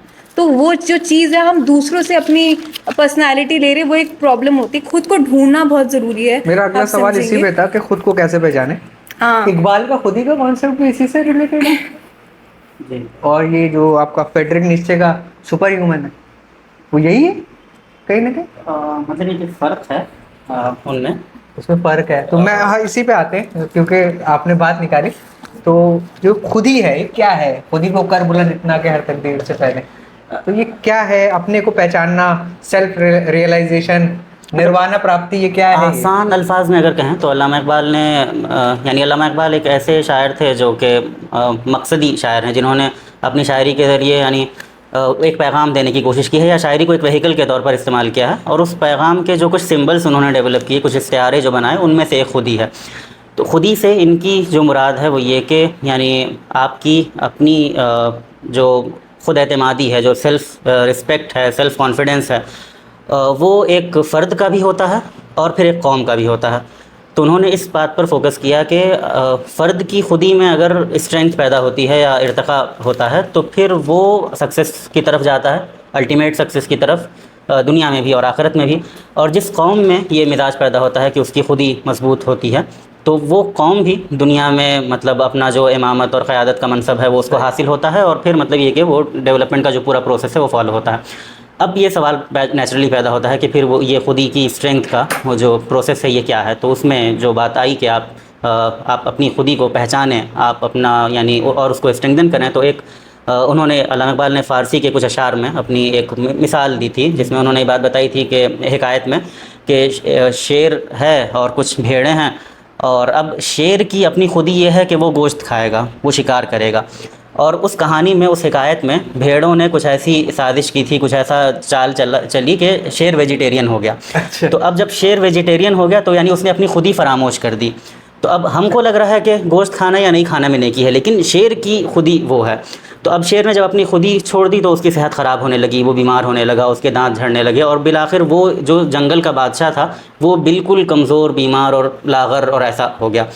तो यानी ये एक मिसाल मैंने दी वो बताने के लिए। तो अल्लामा इकबाल जो इस बात पर ज़ोर देते हैं कि आप मुसलमान हैं, आप अपने ईमान को मजबूत कीजिए, आप अपने अक़ीदे को मजबूत कीजिए, और आप मतलब अपने असलाफ़ को देखिए और उनसे सबक हासिल कीजिए। आप देखिए हज़रत अबू बकर सिद्दीक़, हज़रत उमर फ़ारूक और इन लोगों ने किस तरह से अपने ऊपर मतलब मेहनत की और एक ऐसा सिस्टम डेवलप किया जिसके ज़रिए ख़ुद मुसलमानों ने नहीं बल्कि पूरी दुनिया ने कामयाबी के मुख्तलिफ़ जो वो हैं वो तय किए। और अल्लाह के रसूल सल्लल्लाहु अलैहि वसल्लम की हदीस के मुताबिक वो दुनिया को देने वाले बने, और जो दुनिया को देने वाला बनता है, जो दुनिया में कंस्ट्रक्टिव काम करता है, जो दुनिया में रिसर्च और टेक्नोलॉजी को आगे लेकर जाता है, फिर वो कौम क़यादत करती है, मतलब अल्लाह ताला का जो उसूल है उस हिसाब से। तो मुसलमानों का आज जो मसला है उसमें से एक मसला ये है कि अल्लामा इकबाल के अल्फाज में कि वो खुद ही उनकी कमज़ोर हो गई है, अब वो देने वाले नहीं हैं। अब उनकी जहाँ आप लड़ाई देखेंगे कि वो प्रोटेस्ट कर रहे होंगे, अपने हक़ मांग रहे होंगे, मतलब उनकी जो हैसियत है वो ये हो गई है। अल्लामा इकबाल चाहते हैं कि उनकी हैसियत वो वाली हो जो उनके असलाफ़ के ज़माने में थी। तो ये वो कॉन्सेप्ट है। अलबत्ता पिछले डिस्कशन पे जोड़ते हुए एक चीज़ जो मुझे ऐड करनी है, और ये मतलब ख़ास पेरेंट्स के तनाजुर में है जी। बच्चे हो सकता है इसको मिसयूज़ करें, वो नहीं करना चाहिए, लेकिन पेरेंट्स बिल्कुल ख़ास इस पर ध्यान दें कि वो जो कंपेयर करते हैं दूसरे बच्चों से, बिलखुसूस तालीम के मैदान में या दूसरे मैदान में, वो थोड़ा सा डिज़ास्ट्रस है। मतलब एक हद तक तो ठीक है कि आपका बच्चा गफलत कर रहा है और दूसरे का बच्चा ज़रा ठीक है, आप एग्जाम्पल दे दिया कि देखो उसकी तरह पढ़ा, वो एक लिमिट तक ठीक है। लेकिन ये कि कई बार ये मसला होता है, और इसको पेरेंट्स को इस तरह से समझना चाहिए कि हमारा एजुकेशन सिस्टम बहुत परफेक्ट नहीं है कि आपकी सलाहियत जांच कर एकदम रख दे, और उसमें अगर कोई थोड़ा सा नाकाम हो रहा है, पीछे हो रहा है, तो बिल्कुल फेलियर है। एक नाम मुझे नहीं याद है, लेकिन एक थिंकर ने इसको इस तरह से पेश किया कि अगर आप मछली को ऐसे एग्ज़ाम में बैठाएंगे जिसमें दरख्त पे चढ़ने पे कामयाबी है तो मछली नाकाम रहेगी, और बंदर को ऐसे एग्ज़ाम पे बैठाएंगे जिसमें अंदर से कुछ लेकर आना है समंदर में से, तो वो उसमें नाकाम रहेगा। तो इसका मतलब ये कि हर इंसान के अपने कुछ इनहेरेंट टैलेंट्स होते हैं। आपकी कोशिश ये होनी चाहिए कि आप उस टैलेंट को आइडेंटिफाई करें। एक बच्चा जो इंजीनियरिंग में अच्छा नहीं कर रहा है मान लीजिए, या साइंस और मैथ्स में कम नंबर ला रहा है, वो बहुत अच्छा फोटो जर्नलिस्ट बन सकता है। मार्क ट्वेन ने कही थी ये, never confuse education with university. जी, आई थिंक उन्हीं का ये सेइंग है कि बंदर और मछली का जो कंपैरिजन है। जी, तो ये मतलब उसमें ये है कि आप आइडेंटिफाई कीजिए कि आपका इनर टैलेंट क्या है, आपके बच्चे का इनर टैलेंट क्या है, और उसको आइडेंटिफाई करने के बाद उसको फ़रोग़ देने की कोशिश कीजिए। मतलब पॉजिटिव और एक रीइंफोर्सिंग माहौल हो। पता चला कि बच्चा खुद फेल हो के आया, खुद परेशान है, आपने उसको डांट दिया और कहा कि तुम तो एकदम बेकार हो, और फलां को देख लो उसका 80% आया, और पिछली बार भी तुम्हारा ऐसा था। अब आप उसको डिप्रेस करते चले जा रहे हैं। अब वो मान लीजिए कि अच्छा लिखता था, इससे वगैरह, उस पर उसका ध्यान कम हुआ, और वो उसका जो अपना टैलेंट था वो भी बेकार हो रहा है। तो थोड़ा सा एक पॉजिटिव और कंस्ट्रक्टिव माहौल बनाने पर उनको जोर देना चाहिए। तो ये चीज़ जो है वो बहुत इंपॉर्टेंट है। मैं एजुकेशन वाला इसलिए छेड़ रहा हूँ क्योंकि कई मरतबा यहीं से शुरुआत हो रही होती है। तो इस पर अगर हम ख़ास ध्यान दें और यहीं से ये सोचें कि 80, 90 या ये नंबर या ये कंपटीशन, ये पूरी दुनिया नहीं है कि ये ख़त्म हो गया। आप देख लीजिए, और फिर दूसरे अल्टरनेटिव प्लान भी आपके पास रहे। दूसरी चीज़ जो मुझे ऐड करनी है, और यहाँ भी पेरेंट्स मुखातिब हैं, कि किताब में पढ़ रहा था फ्यूचर शॉक एल्विन टॉफलर की। तो एल्विन टॉफलर ने ये कहा कि जब आप किसी एजुकेशन इंस्टीट्यूट में हैं, कहीं हैं, आप पढ़ाई कर रहे हैं और आपको आज से 10 या 15 साल बाद जॉब करनी है, दुनिया अब इतनी तेज़ी से चेंज हो रही है कि हर साल या कुछ महीनों में नॉलेज डबल हो जा रही है। पूरी इंडस्ट्रीज़ चेंज हो जा रही हैं। जो इंडस्ट्री आज सक्सेसफुल है, आज से 15 साल बाद कोई गारंटी नहीं है कि वो रहेगी भी कि नहीं रहेगी। अब आप अपने बच्चे को उसमें ट्रेन कर रहे हैं अपने एक्सपीरियंस की बुनियाद पर, हो सकता है आप उसके साथ ज़्यादती कर रहे हो। तो थोड़ा सा यहाँ पर ओपन माहौल रहे कि बच्चा आगे बढ़े, हायर एजुकेशन में जाए, अपने माहौल से सीखे और कुछ वो करे। तो उस मामले में उसको जितनी रिक्वायर्ड फ्रीडम है वो उसको मिलनी चाहिए। मतलब उसको लगना चाहिए कि मुझ पर भरोसा किया जा रहा है। तो इस तरह का एक थोड़ा सा ओपन माहौल रहेगा तो मेरे ख्याल में बेहतर होगा। एक और बात आप ही के सवाल से जो याद आ गई थी, वो ये कि आपने हवाला दिया कि मुस्लिम घरानों में भी ऐसा होता है कि बाप आते हैं और उनको देखकर लोग, तो मैं ये कहता हूँ कि सबसे बड़ा और सबसे आइडियल जो इस्लामी घराना था वो अल्लाह के रसूल सल्लल्लाहु अलैहि वसल्लम का घराना था। और जब हम उस घराने को देखते हैं तो हम देखते हैं कि यहाँ आप बाप के आने पर खड़े होने की मिसाल दे रहे हैं, जो कि अच्छी बात है, लेकिन अल्लाह के रसूल का मामला ये था कि बेटी के आने पर खड़े हो जाते थे और उनको बैठाते थे, और वो जो पूरा है घर का काम कर देते थे, और वो सब सारी चीज़ें, अपना जूता खुद टाँक ले रहे हैं और आटा खुद गूँध दे रहे हैं। तो ऐसा माहौल जब रहेगा घर में तो आप देखेंगे कि हर आदमी अपना मसला भी शेयर करेगा, उसको गाइडेंस भी मिल जाएगी, वो सारी चीज़ें भी होंगी। नाराज़गी भी होती है। अल्लाह के रसूल सल्लल्लाहु अलैहि वसल्लम जब पर्दा एक ख़ास किस्म का देखा, जो चाह रहे थे कि नहीं हो, और एक अजीमत का एक ख़ास लेवल हो, नाराज़ होकर चले गए। मतलब हर चीज़ हो रही है वहाँ पे। तो उस आइडियल को हम अपने सामने रखें और अपने घरों को उस मॉडल पर बिल्डअप करने की कोशिश करें, तो मेरे ख्याल में बहुत सारे मर्ज़ का ये इलाज हो सकता है। चलो थोड़ी सी चीज़ मैं ऐड कर दूँ नाज़रीन के, जैसा आप लोग जासिर साहब भी बता रहे थे कि 60%, 70 या 80-90 से जो कंपैरिजन है, साइंस भी ये कहती है कि जो लोग ज़िंदगी में थोड़ा बहुत उनके सक्सेस के मेयार से ज़्यादा अच्छा ज़िंदगी में परफॉर्म कर रहे हैं, तो अगर देखा जाए तो वो टॉपर्स के मुकाबले जो थोड़े मध्यम वर्ग वाले हैं, 60-70% मार्क्स वाले हैं, वो ज़्यादा अच्छा कर लेते हैं बनिस्बत के 90s और 95 वाले। ये एक रिसर्च रही है और सब जानते हैं इसके बारे में। तो रैदर देन, और जो ये रिस्क का जो मामला है, रिस्क का आई मीन लाइक जॉब से सक्सेस का मामला है, ये ज़िंदगी का छोटा सा हिस्सा है, पूरी ज़िंदगी नहीं है। हम इसको पूरी ज़िंदगी बना लेते हैं। ये ज़िंदगी का एक हिस्सा है, क्योंकि आप जब तक जॉब और इस करियर में पहुंचते हैं तो 20-25 साल की ज़िंदगी जी चुके होते हैं। दिल्ली के एनवायरनमेंट और ओखला की बात करें तो जितना पॉल्यूशन यहाँ पर है अमूमन लगाया गया है तो 50-55 तक की ज़िंदगी होगी, आधी तो वैसे ही बीत चुकी है। अगर टेक्निकली उस पर बात करी जाए कि सोचने के लिए, तो 20-25 साल 30 साल तक तो आप कमाने निकले, 20 साल के लिए इतना स्ट्रगल ले रहे हैं, तो जब इतनी कटी है तो अल्लाह ताला कम पैसे में भी गुजार ही देगा, बरकत दे ही देगा। तो अगर आप बहुत साइंटिफिक टेम्परामेंट वाले हैं तो ये थोड़े स्टैट्स भी लगाएंगे कि कितनी बची है, तो आई थिंक मुतमईन वैसे ही हो जाएंगे कि इतना मेरे से कुछ खो नहीं रहा। हालांकि इसका मतलब ये नहीं है कि बीवी बच्चों को अच्छी ज़िंदगी नहीं देनी है, बट एक छोटी सी बात यही है। और इमामत का जो काम का है, तो ये तो बिल्कुल सही बात है कि जिनके घराने ठीक होंगे तो उनसे इमामत का काम भी लिया जाएगा, ये चीज़ है। तो एज आपसे मैं इसमें ये जानूंगा कि जो इस तरह के डिप्रेशन, एंजाइटी और ये इश्यूज होते हैं, तो ये ड्रीम्स पे भी असर डालते हैं? ड्रीम्स पे जी, मतलब ज़रूरी नहीं है कि जो ड्रीम्स हैं वो वैसे आएँ, लेकिन जैसे एक अलग अलग फील्ड अलग अलग तरीके से देता है। साइकोलॉजी में भी काफ़ी डिफरेंट थेरेपी मोडालिटीज़ हैं। जैसे कि अगर आप साइकोडायनामिक देखें, ये थेरेपी मोडालिटी है, तो उसमें वो कहते हैं कि कई बार ड्रीम्स में कुछ आपको ऐसा दिखता है जो कि तो ड्रीम ऐसे आते हैं आपको कि आपको डायरेक्ट नहीं दिखेगा कभी कि आपकी जो प्रॉब्लम हो रही है, लेकिन कई बार कुछ और आपको ऐसे दिखता है। लेकिन इंसान के लिए वो ड्रीम समझना बहुत मुश्किल है।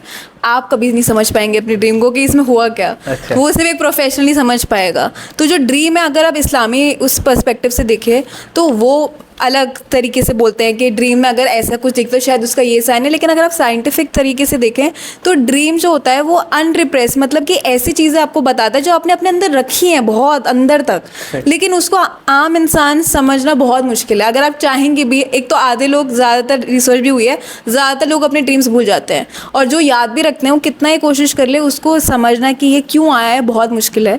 लेकिन हाँ, प्रोफेशनल कर सकते हैं। लेकिन मुझे ऐसा लगता है कि ड्रीम्स बहुत ही, देखिए, सब्जेक्टिव है, किसी को आते हैं किसी को नहीं आते। यहाँ तक कि ये भी रिसर्च है कि कुछ लोगों को पूरी ज़िंदगी ड्रीम भी नहीं आए। तो एक ड्रीम जो है वो तरीका तो मतलब बहुत मुश्किल है, वो सब्जेक्टिव है। लेकिन हाँ, मैं कुछ चीज़ें बोलना चाहूँगी। जैसे इसी बात पे जो हो रही थी कि बहुत बार एक सेल्फ़ की बात हो रही थी कि सेल्फ़ क्या होता है, कि एक अकेला सिर्फ हम सेल्फ़ नहीं है, बहुत हम कनेक्टेड हैं, लोगों से कनेक्टेड है। हमारा एक आइडियल सेल्फ़ होता है, एक रियल सेल्फ़ होता है। रियल सेल्फ़ मतलब जो मैं हूँ, और आइडियल जो मैं बनना चाहती हूँ। अब लोग क्या करते हैं कि बहुत ज़्यादा मतलब ऐसे एक्सपेक्टेशंस रख लेते हैं ना, बहुत बड़ी बड़ी एक ही वक्त पे, कि कल को ही मुझे ये बनना है या कल को ही मुझे ये करना है। तो वहाँ पे बहुत प्रॉब्लम आती है। तो ज़रूर, और ये बहुत एक इजी टेक्निक है, बहुत ज़रूरी है कि आप हर दिन छोटे छोटे गोल्स को लें।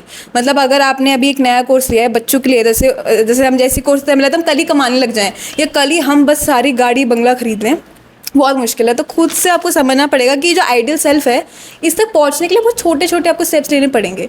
है ये बहुत छोटी बात, लेकिन हम जब, क्या होता है ना, हम सोसाइटी में, क्योंकि आजकल होता है ना, एक तो ये बहुत हसल कल्चर आ गया, क्विक सक्सेस, क्विक वो, तो ये एक बहुत बड़ी प्रॉब्लम है जो मैंने अपने साथ के बच्चों में देखा है। मैं जब उनसे बात करती हूँ, नहीं करेगा तो कॉम्पिटिटिव वर्ल्ड से मुकाबला नहीं कर पाएगा। वो तो है, लेकिन देखिए एक बात बताइए, अगर वो चीज़ जो आप एकदम जो क्विक सक्सेस चाह रहे हैं, अगर वो आपकी हेल्थ पे, आपकी मेंटल हेल्थ पे इफेक्ट कर रहा है, तो आप मुझे बताइए फिर लॉन्ग रन में क्या फ़ायदा है? फिर लोग डिप्रेशन में जा रहे हैं। इकिगाई ये जापानीज कॉन्सेप्ट है। उसमें एक बुक है, उसमें उन्होंने बात करा है कि सेल्फ मतलब कैसे खुद को ढूंढ सकते हैं। तो वो एक बहुत बड़ा एक अलग कॉन्सेप्ट है। अगर कोई चाहे तो वो बुक पढ़ सकता है। वो एक मतलब आम इंसानों के लिए लिखी गई है कि आप उसे पढ़ सकते हैं, पर वो एक अलग कॉन्सेप्ट है। आदमी पहुंच सकता है अपने जो उसका इंटरेस्ट है वहां तक इकिगाई से। देखिए वो कुछ चीजें बताई गई हैं ना, हाँ, कि आपको क्या करना चाहिए। देखिए मैं वही बोल रही, जो बुक्स होती हैं आप देखेंगे मार्केट में, जो कॉन्सेप्ट है ये सब अलग अलग तरीके, वो अब आपके ऊपर डिपेंड करता है आप किसको लेके चलते हैं। लेकिन अगर आप नॉर्मल साइंटिफिक देखेंगे तो बस यही ज़रूरी है कि एक तो आप अपने गोल्स को तोड़े रोज, जैसे हम भी अपने क्लाइंट के साथ काम करते हैं ना, जापानीज टेक्निक है काइज़न। हाँ, तो आप अपने गोल्स को तोड़े, आप हर दिन गोल्स बनाए। एक बहुत अच्छी चीज़, आप जर्नलिंग करें, मतलब आप हर दिन अपने गोल सेट करें, लेकिन छोटे छोटे। होता क्या है, जब हम बड़े गोल सब वो करते हैं ना, बहुत हमारी प्रॉब्लम होती है। देखिए मैं ये कहूँगी कि या तो आप छोटे गोल करते हैं अपने गोल पे पहुँचेंगे, आप एक बार में छलांग मारना चाहेंगे तो शायद ना तो आप वहाँ तक पहुँच पाएंगे, और बीच में जो मेंटल हेल्थ प्रॉब्लम है, या आपने जैसे बोला कुछ लोग सुसाइड कर लेते हैं, प्रेशर नहीं झेल पाते, तो एक वो प्रॉब्लम है। तो ये समझने की ज़रूरी है। और जैसे बार बार बात हो रही है पॉजिटिव एनवायरनमेंट की, तो अगर एक घर का ऐसा माहौल होगा ना कि आप वहाँ पे एक दूसरे एक्टिव लिसनिंग हो रही है, आप दूसरे को सुन रहे हो और पॉजिटिव डिस्कशन हो रहे हैं, तब चाहे कितनी भी प्रॉब्लम होंगे ना घर में, वो एक एक करके सॉर्ट हो जाएंगी। पर होता क्या है, हम सुनना नहीं चाहते, हम बस अपनी बात रखना चाहते हैं। मतलब बच्चा कुछ कह रहा है, या कभी कभी बच्चे भी ऐसे करते हैं, माँ बाप की बात नहीं समझते, हम बस सुनना नहीं चाहते, हम बस बोलना चाहते हैं। लेकिन अगर ये जितनी भी हमने आज बात करी है, अगर एक एक्टिव एक घर में एक आप टाइम बना लीजिए कि हर हफ्ते एक दिन हम ये एक्टिव डिस्कशन करेंगे, सबकी जो भी जिसको प्रॉब्लम होगी डिस्कशन करिए। ये बहुत अच्छी टेक्निक, आप करके देखिए, बहुत ऐसे हेल्प होती है। और अगर आप पर्सनल कुर्सियाँ लगा के सर्कल बना के, आप कैसे भी आप घर में कहीं बैठिए कैसे भी बैठ सकते हैं, लेकिन आप डिस्कशन करिए, आप सुनिए। है, क्योंकि मैंने देखा है कि बच्चों और माँ बाप में बहुत गैप है, बहुत गैप है। ये तो बहुत टैबू हो जाएगा ना हमारे जैसे कल्चर में, जैसे कुर्सी लगा के लोग नहीं, हम काउंसलिंग में कैसे रियाद में बैठ बात सकते कर हैं रहे वो हैं तो, लेकिन बात कि करिए। मैं लास्ट वीक यहाँ गया था। और पर्सनली आप जर्नलिंग करिए, लिखिए। आप एक ही रिसर्च हुई थी, जैसे इंट्रोवर्ट है वो बहुत नहीं बोल पाते, जी। तो वो कैसे बात करें, वो लिख के राइटिंग करके। आप अपने बातों को नहीं बोल पाते तो आप लिखना स्टार्ट करिए। और जैसे इंट्रोवर्ट के लिए भी एक चीज़ होती है कि कई बार मतलब ऐसा होता है कि उनको लोगों को लगता है वो बोलते नहीं, वो बोलते हैं लेकिन हम उनको वो एनवायरनमेंट नहीं प्रोवाइड करते। अगर आप सबको सेफ एनवायरनमेंट प्रोवाइड करेंगे तो ये सब सॉर्ट हो जाएगा। तो काफ़ी चीज़ें हैं जो पर्सनल और उस लेवल पे आप कर सकते हैं। मैंने कहीं पे पढ़ा था कि जिद्दी बच्चे को आप कोई बात समझा सकते हो लेकिन मनवा नहीं सकते हो। आप बोले ना जिद्दी बच्चे मान लेंगे, वो मानेंगे, समझा सकते हो आप, समझ में आ जाएगी, खुद मान लो। है ना।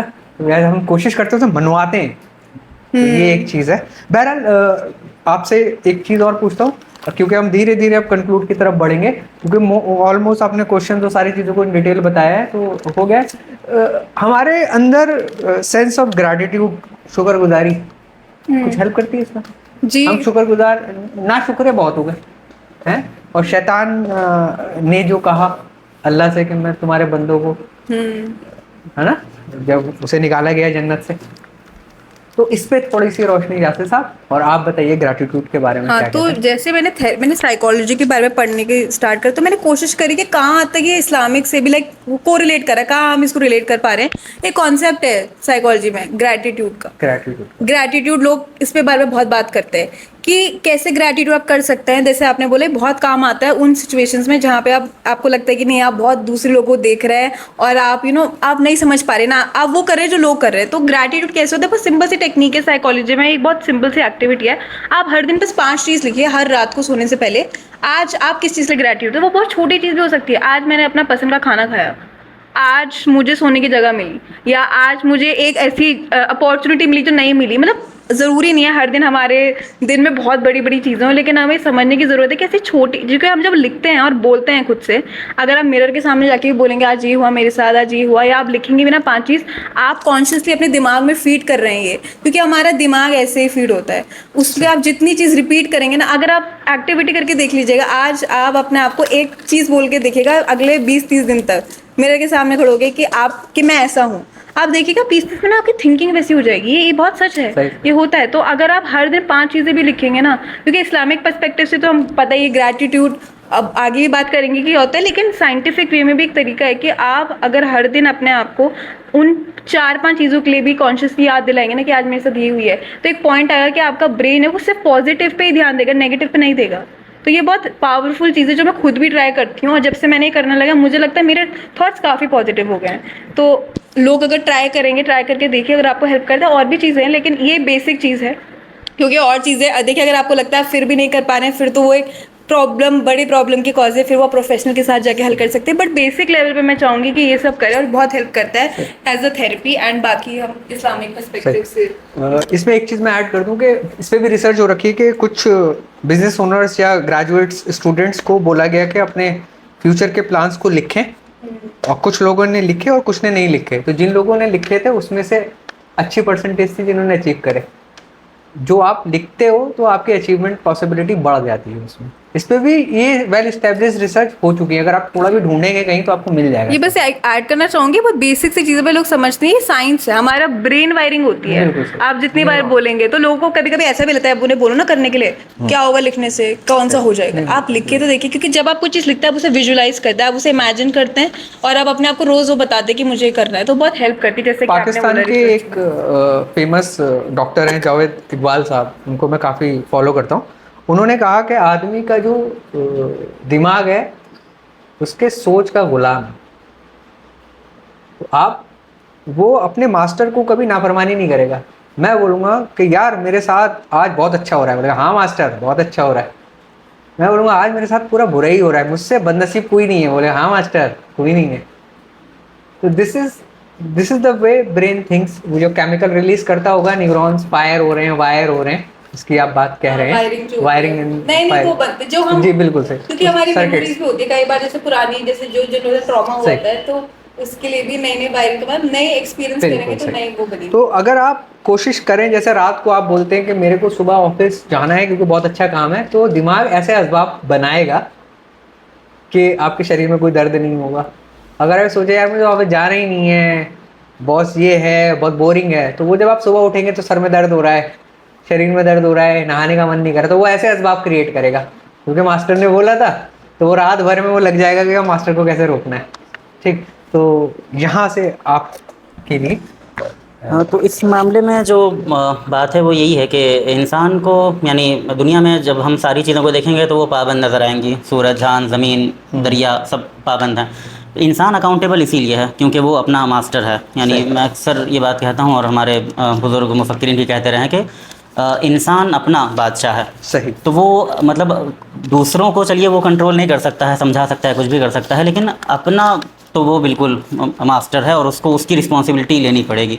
उस रिस्पॉन्सिबिलिटी लेने का तकाजा ये है, जैसा कि बात अभी कही भी जा रही थी, कि वो अपना हिसाब करे, अपना एहतिसाब करे। हज़रत उमर रज़ियल्लाहु अन्हु का एक कौल है कि अपना हिसाब करो इससे पहले कि तुम्हारा हिसाब किया जाए। तो सबको तो उस प्रोसेस से गुजरना पड़ेगा। तो अक्लमंदी है कि आप आज अपना जायज़ा ले लें, क्या कमज़ोरियाँ हैं उनको हल करें और क्या ताकतें और स्ट्रेंथ आपको अपने अंदर पैदा करनी है उसको कीजिए। तो उसमें अगर कोई निगेटिव चीज़ है पर्सनालिटी में तो उसको रेक्टिफ़ाई करना ये भी हमारा काम है।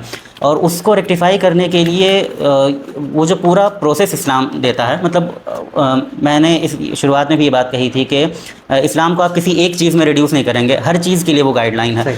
तो अगर साइकोलॉजी के एतबार से आप देखेंगे तो इस्लाम की स्ट्रेंथ आप पाएंगे कि जैसे ज़िक्र व अज़कार हैं, जब आप सुबहान अल्लाह कह रहे हैं तो आप अल्लाह की पाकी बयान कर रहे हैं, जब आप अल्हम्दुलिल्लाह कर रहे हैं तो आप शुक्र अदा कर रहे हैं, जब आप समझ कर ये अज़कार करते हैं तो वो ग्रेटिट्यूड और वो सारे पॉजिटिव इमोशंस जो हैं वो आपके अंदर पैदा होते हैं।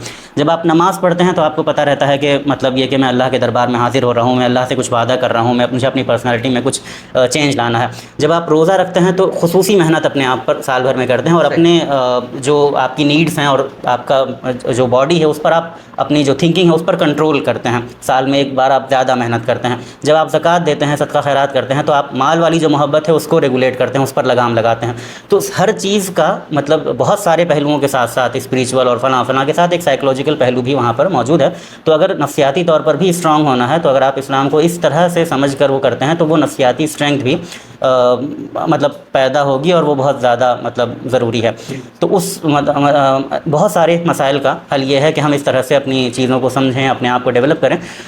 तो उसमें जो मुझे बात करनी है वो ये कि तज़किये के पहलू से हम हर शख्स अपना जायज़ा ले, अपनी कमज़ोरियों को आइडेंटिफाई करे, मुझे क्या बनना है वो करे और फिर जैसा कि कहा जा रहा था कि कुछ तोड़ के कुछ गोल्स करे। अब फिर एक साइकोलॉजिकल मिसाल आपको दूँ कि हदीस में ये बात कही गई और आप सोचिए कि दीन के बारे में ये बात कही जा रही है। यानी सिर्फ ये नहीं कहा जा रहा है कि आप ये मत सोचिए कि आपको एक ही दिन में 1 लाख रुपए मिल जाएगा, धीरे शुरुआत कीजिए। दीन के बारे में कहा जा रहा है कि आप ऐसा मत कीजिए कि अपने लिए इतना बड़ा टारगेट बना लीजिए कि मैं इतनी ज़्यादा नमाज़ें पढ़ूंगा कि आप हार जाएँ। दीन से मत लड़ो, दीन तुमको हरा देगा। तो ये कहा गया कि आप छोटा अमल कीजिए लेकिन उस पर मुदावमत इख्तियार कीजिए। सदका के बारे में भी ऐसे ही, यानी ये कि आप उस पर जम जाइए। आप 2 रकत नफिल पढ़िए मगर उस 2 रकत पर आप पाबंदी इख्तियार कीजिए, फिर आप बढ़ा लीजिएगा, 4 रकत कर लीजिएगा उसको, फिर आप बढ़ा लीजिएगा। तो ये कि आप मतलब इजी अचीवेबल टारगेट्स बनाइए, उनको अचीव कीजिए, उसका ग्रेटिफिकेशन, शुक्र और वो सब सारी चीज़ें हों और आप अपनी पर्सनैलिटी को स्ट्रेंथ टू स्ट्रेंथ डेवलप करते चलिए। आपने एक ऐसा टारगेट बना लिया जिसके बोझ तले दब गए आप, तो वो टारगेट भी अचीव नहीं होगा, आपकी पर्सनैलिटी में कुछ और नेगेटिविटीज़ पैदा हो जाएंगी। तो इस्लाम आपको ये चाहता है कि आप धीरे धीरे अपने आप को डेवलप करें और जो आपका आइडियल है उस तक पहुंचने की कोशिश करें। इस्लाम के अंदर सारी चीज़ें हैं, बस साइंस उसको नाम दे देता है। जैसे छोटे स्ट्रेंथ और वीकनेस की बात करी तो उसको साइंटिफिकली स्वॉट एनालिसिस कहते हैं। बस उसको एक नया टर्म दे दिया गया, इस्लाम ने उसको बता रखा है। सारी चीज़ें इस्लाम के अंदर है। तो बाकी सारी चीज़ें हो गई। नमाज का भी वक्त हो रहा है। छोटे छोटे कुछ सवाल हैं, हालांकि आप लोगों ने बहुत अच्छे से उसको एक्सप्लेन कर दिया है। 2-3 सवाल जो रह गए बस उसमें जल्दी से क्विक करेंगे और फिर कंक्लूड की तरफ बढ़ते हैं। एक सवाल है कि बच्चों को डांटना है तो कितना डांटना है। तो एक हादसा हुआ जिसमें बच्चे को डांट दिया तो उन्होंने जाके सुसाइड कर ली। 11 साल का बच्चा था, यही एन ब्लॉक शाहीन बाग से। तो माँ बाप किस चीज़ का ध्यान रखें कि कितना डांटना है, कितना नहीं डांटना है। इस पे अगर पहले यासिर साहब आप थोड़ा बता दीजिए, फिर नम्रा जी क्विकली। मेरा मतलब इस सवाल पर जो मामला है वो ये कि ये तो एक आखिरी बात हमें पता चली है और हम देख रहे हैं, मतलब वो last nail in the coffin वाला मामला है। उससे पहले बहुत कुछ हो चुका था। तो वो जो लास्ट स्ट्रॉ है जिसने ऊँट का पीठ तोड़ दी, वो लास्ट स्ट्रॉ हम देख रहे हैं। लेकिन मसला ये है कि उससे पहले क्या क्या हुआ पीछे जाना उसका पड़ेगा। ख्याल वही जिस पे हमने बात करी, रखना ख्याल पड़ेगा लोगों को। तो वो एक रीज़न नहीं है। यानी अगर हम ऐसा कहें कि माँ बाप डांटें ही नहीं, रोकें ही नहीं, तो ये नहीं सही तालीम है। मतलब कहने को मैं कह दूंगा, लेकिन ये कि उसको कितना फॉलो करना मुमकिन है, तो वो सही नहीं है। बल्कि ये है कि आप कंट्रोल करने के लिए हर चीज़ कीजिए। आप सिर्फ डांट रहे हैं अपने बच्चे को, वो भी सही नहीं है। आप डांटेंगे, आप प्यार करेंगे, आप समझाएंगे, आप क्लियर करेंगे, किसी चीज़ से रोक देंगे तो कोई दूसरी चीज़ में वो कर लेंगे। तो वो पूरा जो बैलेंस है वो बनना चाहिए, हर तरह की खुराक मिलनी चाहिए। आप देखिए कि अल्लाह ताला ने भी इंसान को नेकी करने के लिए कैसे कैसे आमादा किया है। जहन्नम का खौफ है, जन्नत का इंस्पिरेशन है, अल्लाह की रज़ा का मोटिवेशन है। मतलब हर चीज़ है तो इंसान का पॉजिटिव पर्सनालिटी डेवलप हो रही है। अगर वो सिर्फ एक फैक्टर रहता तो फिर वो पर्सनालिटी का ग्रोथ इवन नहीं होता, फिर वो किसी एक तरफ ढलक जाता। तो उसी तरह घर का माहौल भी ऐसा होना चाहिए कि उसमें हर चीज़ को डेवलप होने का मौका मिले। सही। आप कुछ इसमें ऐड करना चाहेंगे? मैं बस जल्दी से कॉन्सेप्ट ऐड करना चाहूँगी। एक तो साइकोलॉजी में बोलते हैं अथॉरिटेरियन पेरेंटिंग एक स्टाइल होता है, वो बहुत अच्छा होता है। तो उसमें होता क्या है, पहली बात, बच्चा कुछ अच्छा कर रहा है, आप उसे रीइंफोर्समेंट दीजिए। रीइंफोर्समेंट मतलब रिवॉर्ड दीजिए उसे। सबसे अच्छा तरीका होता है ये। मतलब अगर आप चाहते हैं ना वो कोई चीज़ ना करे, तो आप उन्हीं चीज़ों पे रिवॉर्ड दीजिए वो जो अच्छा करे। मान लीजिए उसने खाना खाया, अगर उसने 2-3 बार लगातार अपना जो खाना वो नहीं खाता, उसने खाना खाया, आप उसे टॉफ़ी दे दीजिए। ये छोटी सी चीज़ हो गई, आप वो डिसाइड कर सकते हैं क्या देना है।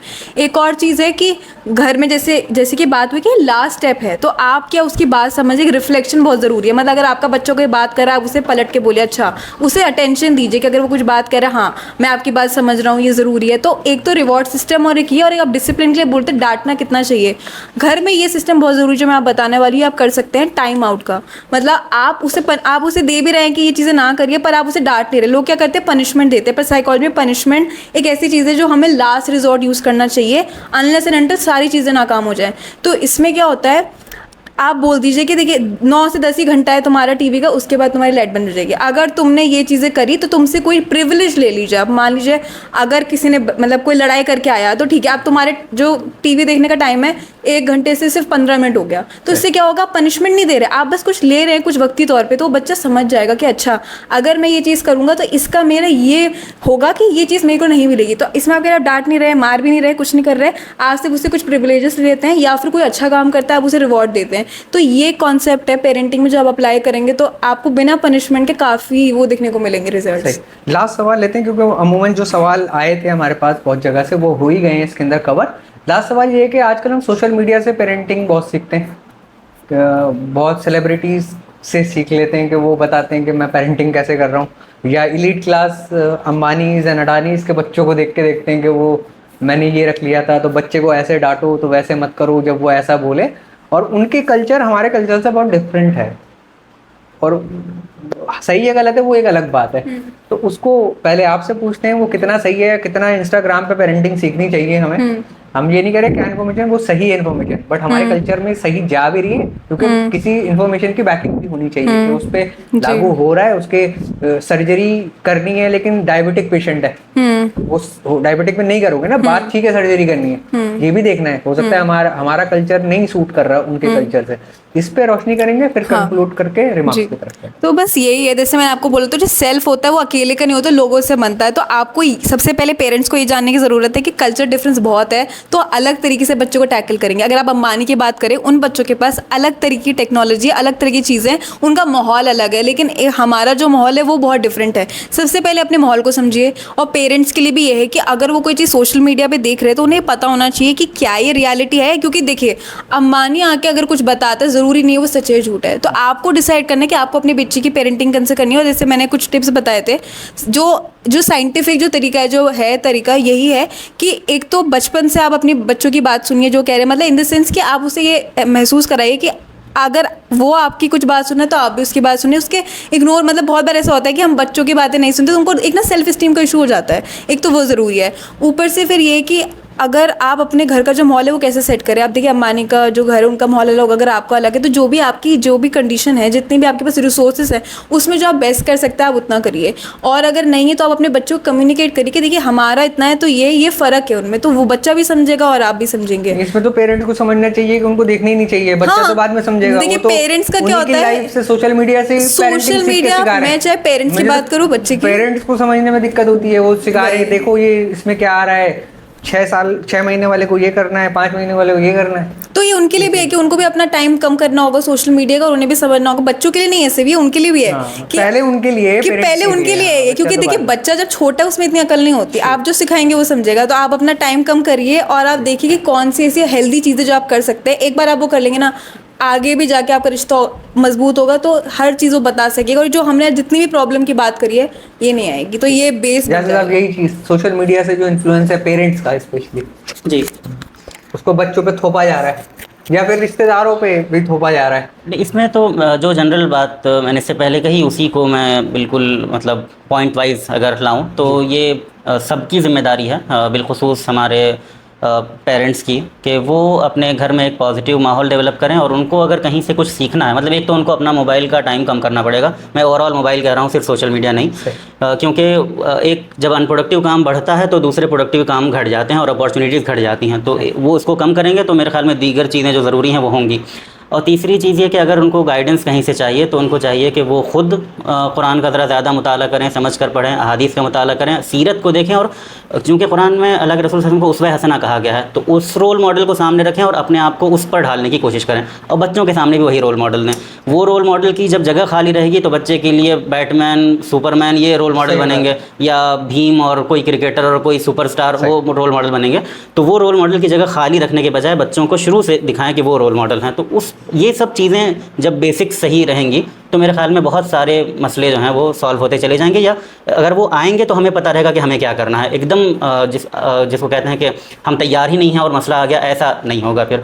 तो ये बेसिक्स पे हमें काम करना पड़ेगा। अगर करेंगे तो इंशाल्लाह बहुत से मसले होंगे। जैसे अब आपसे मैं कंक्लूडिंग रिमार्क लेना चाहूँगा। आप ओखला वालों को कुछ कंक्लूड करके बातों का लबोलबाब निचोड़ पेश करना चाहें, फिर आपसे पूछेंगे, उसके बाद हम इस एपिसोड को ख़त्म करेंगे।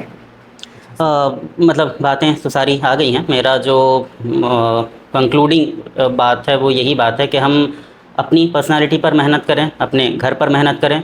जो चीज़ें हमारे कंट्रोल में हैं उनको हम मतलब आइडियल बनाने की कोशिश करें। जो चीज़ हमारे कंट्रोल में नहीं है उसके बारे में हम ज़रा अपने अंदर थोड़ा मेहनत तो करें, लेकिन राज़ी रहने का, अल्लाह ताला की मर्ज़ी पर वो जज्बा अपने अंदर पैदा करें। अपने घर के माहौल को हमें कैसे बेहतर करना है, अपने आप को कैसे स्ट्रॉन्ग करना है, उसके ताल्लुक़ से मैंने अभी बात बताई कि हम नमाज़ों का एहतमाम करें, जो फ़राइज़ हैं उनको अदा करें, और मुताले की तरफ ध्यान दें, कुरान से, सीरत से, हदीस से अपने कनेक्शन को मजबूत करें। ये सब जो बेसिक ग्राउंड वर्क्स हैं, ये जो फाउंडेशनल मेहनत है, ये जब हम करेंगे तो सिर्फ इस हवाले से नहीं जिस टॉपिक पर हमने बातचीत की है, बल्कि बहुत से दूसरे मसाइल जो हैं वो कुछ ऐसे हल होते चले जाएंगे कि हमें ध्यान भी नहीं आएगा। मतलब मैं एक बात अगर कहूँ कि जो मैन्युफैक्चरर है वो जान रहा है कि प्रोडक्ट का कैसे इस्तेमाल करना है, तो अल्लाह ताला ने जो गाइडेंस इंसान को दी हैं, जब उस पर अमल करते हैं तो बहुत सारी चीज़ें ऐसी सॉल्व हो जाती हैं कि हमें खुद पता नहीं चलता कि वो प्रॉब्लम भी आ सकती थी।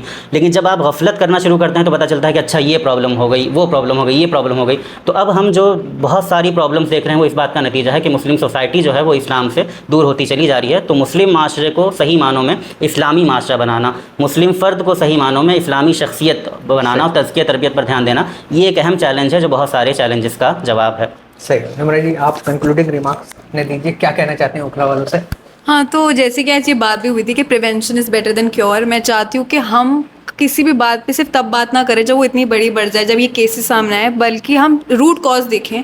कि तो आज हमने जैसी भी बात करी, मैं उसको यही कंक्लूड करना चाहूँगी कि सबसे पहले तो मेंटल हेल्थ की बात आपस में भी करें। अगर मतलब मैंने बहुत बार देखा है, मैं अपने दोस्तों से बात करती थी, अवेयरनेस नहीं है, तो मेंटल हेल्थ का जो टैबू है वो तभी जाएगा जब हम सब बात करेंगे इस बारे में। और आपकी मर्ज़ी, आप चाहे इस्लामी एतबार से इस चीज़ को फॉलो करें या आप प्रोफेशनल हेल्प लेना चाहें। अगर आपको लगता है इस्लामियत एतबार से कर पा रहे तो बहुत अच्छी बात है, फॉलो करिए।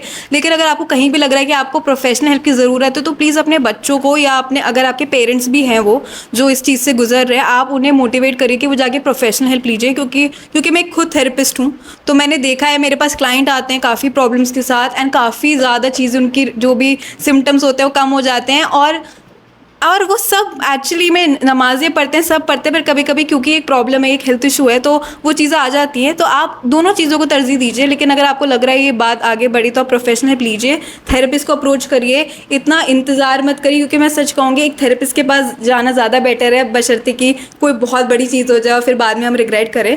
तो ये कहना चाहूँगी। और मेंटल हेल्थ की बात करिए, और चाहे दोस्त भी आपस में भी हैं वो अपने आप को थेरेपिस्ट सोच के ना एडवाइस दें, एज अ फ्रेंड दें। अगर आपको कहीं भी भी साइन दिख रहे हैं कि कोई आपका दोस्त परेशान है या कोई जानने वाला परेशान है, प्लीज़ उसके पेरेंट्स से जिस भी तरीके की बहुत हेल्पलाइन नंबर भी होती है वो करें, देर ना करें। मेरा ये मेन प्रॉब्लम है कि देर ना करें, और प्लीज़ प्रोफेशनल्स को करिए। बहुत सारी ऐसी फ्री रिसोर्सेज भी होती है, मैं बताना चाहती हूँ लोगों को, फ्री थेरेपी भी अवेलेबल होती है कुछ NGOs के थ्रू। तो अगर आप चाहें आप कनेक्ट कर सकते हैं, आपको रिसोर्सेज मिल जाएंगी, आप फ्री थेरेपी लीजिए जिस तरीके से लीजिए, पर अपनी प्रॉब्लम को प्लीज़ छोड़िए मत कि वो इतनी बड़ी बन जाए कि बाद में मसला हो। तो बस Sure. यही कहना चाहूँगी। बहुत बहुत शुक्रिया। तो नाजरीन, डॉक्टर यासिर साहब का हम शुक्रिया अदा करेंगे और नामरा जावेद का कंक्लूडिंग रिमार्क उन्होंने दे दिया। और आप लोगों से मेरी रिक्वेस्ट है, अगर आपको ये एपिसोड पसंद आए और आप चाहते हैं कि नामरा जी से बात करनी है, कोई इस तरह की परेशानी में मुब्तला है या उसके अंदर ख्यालात आ रहे हैं, तो हमारा नंबर ओखला जॉब्स गुरु मोहम्मद कानिम खान स्क्रीन पे भी आ जाएगा और डिस्क्रिप्शन वगैरह में अवेलेबल रहता है। तो आप मुझसे कनेक्ट कीजिए, मैं इन तक आपको लेके चलूँगा खुद भी, या इनका नंबर आप तक प्रोवाइड कराऊँगा।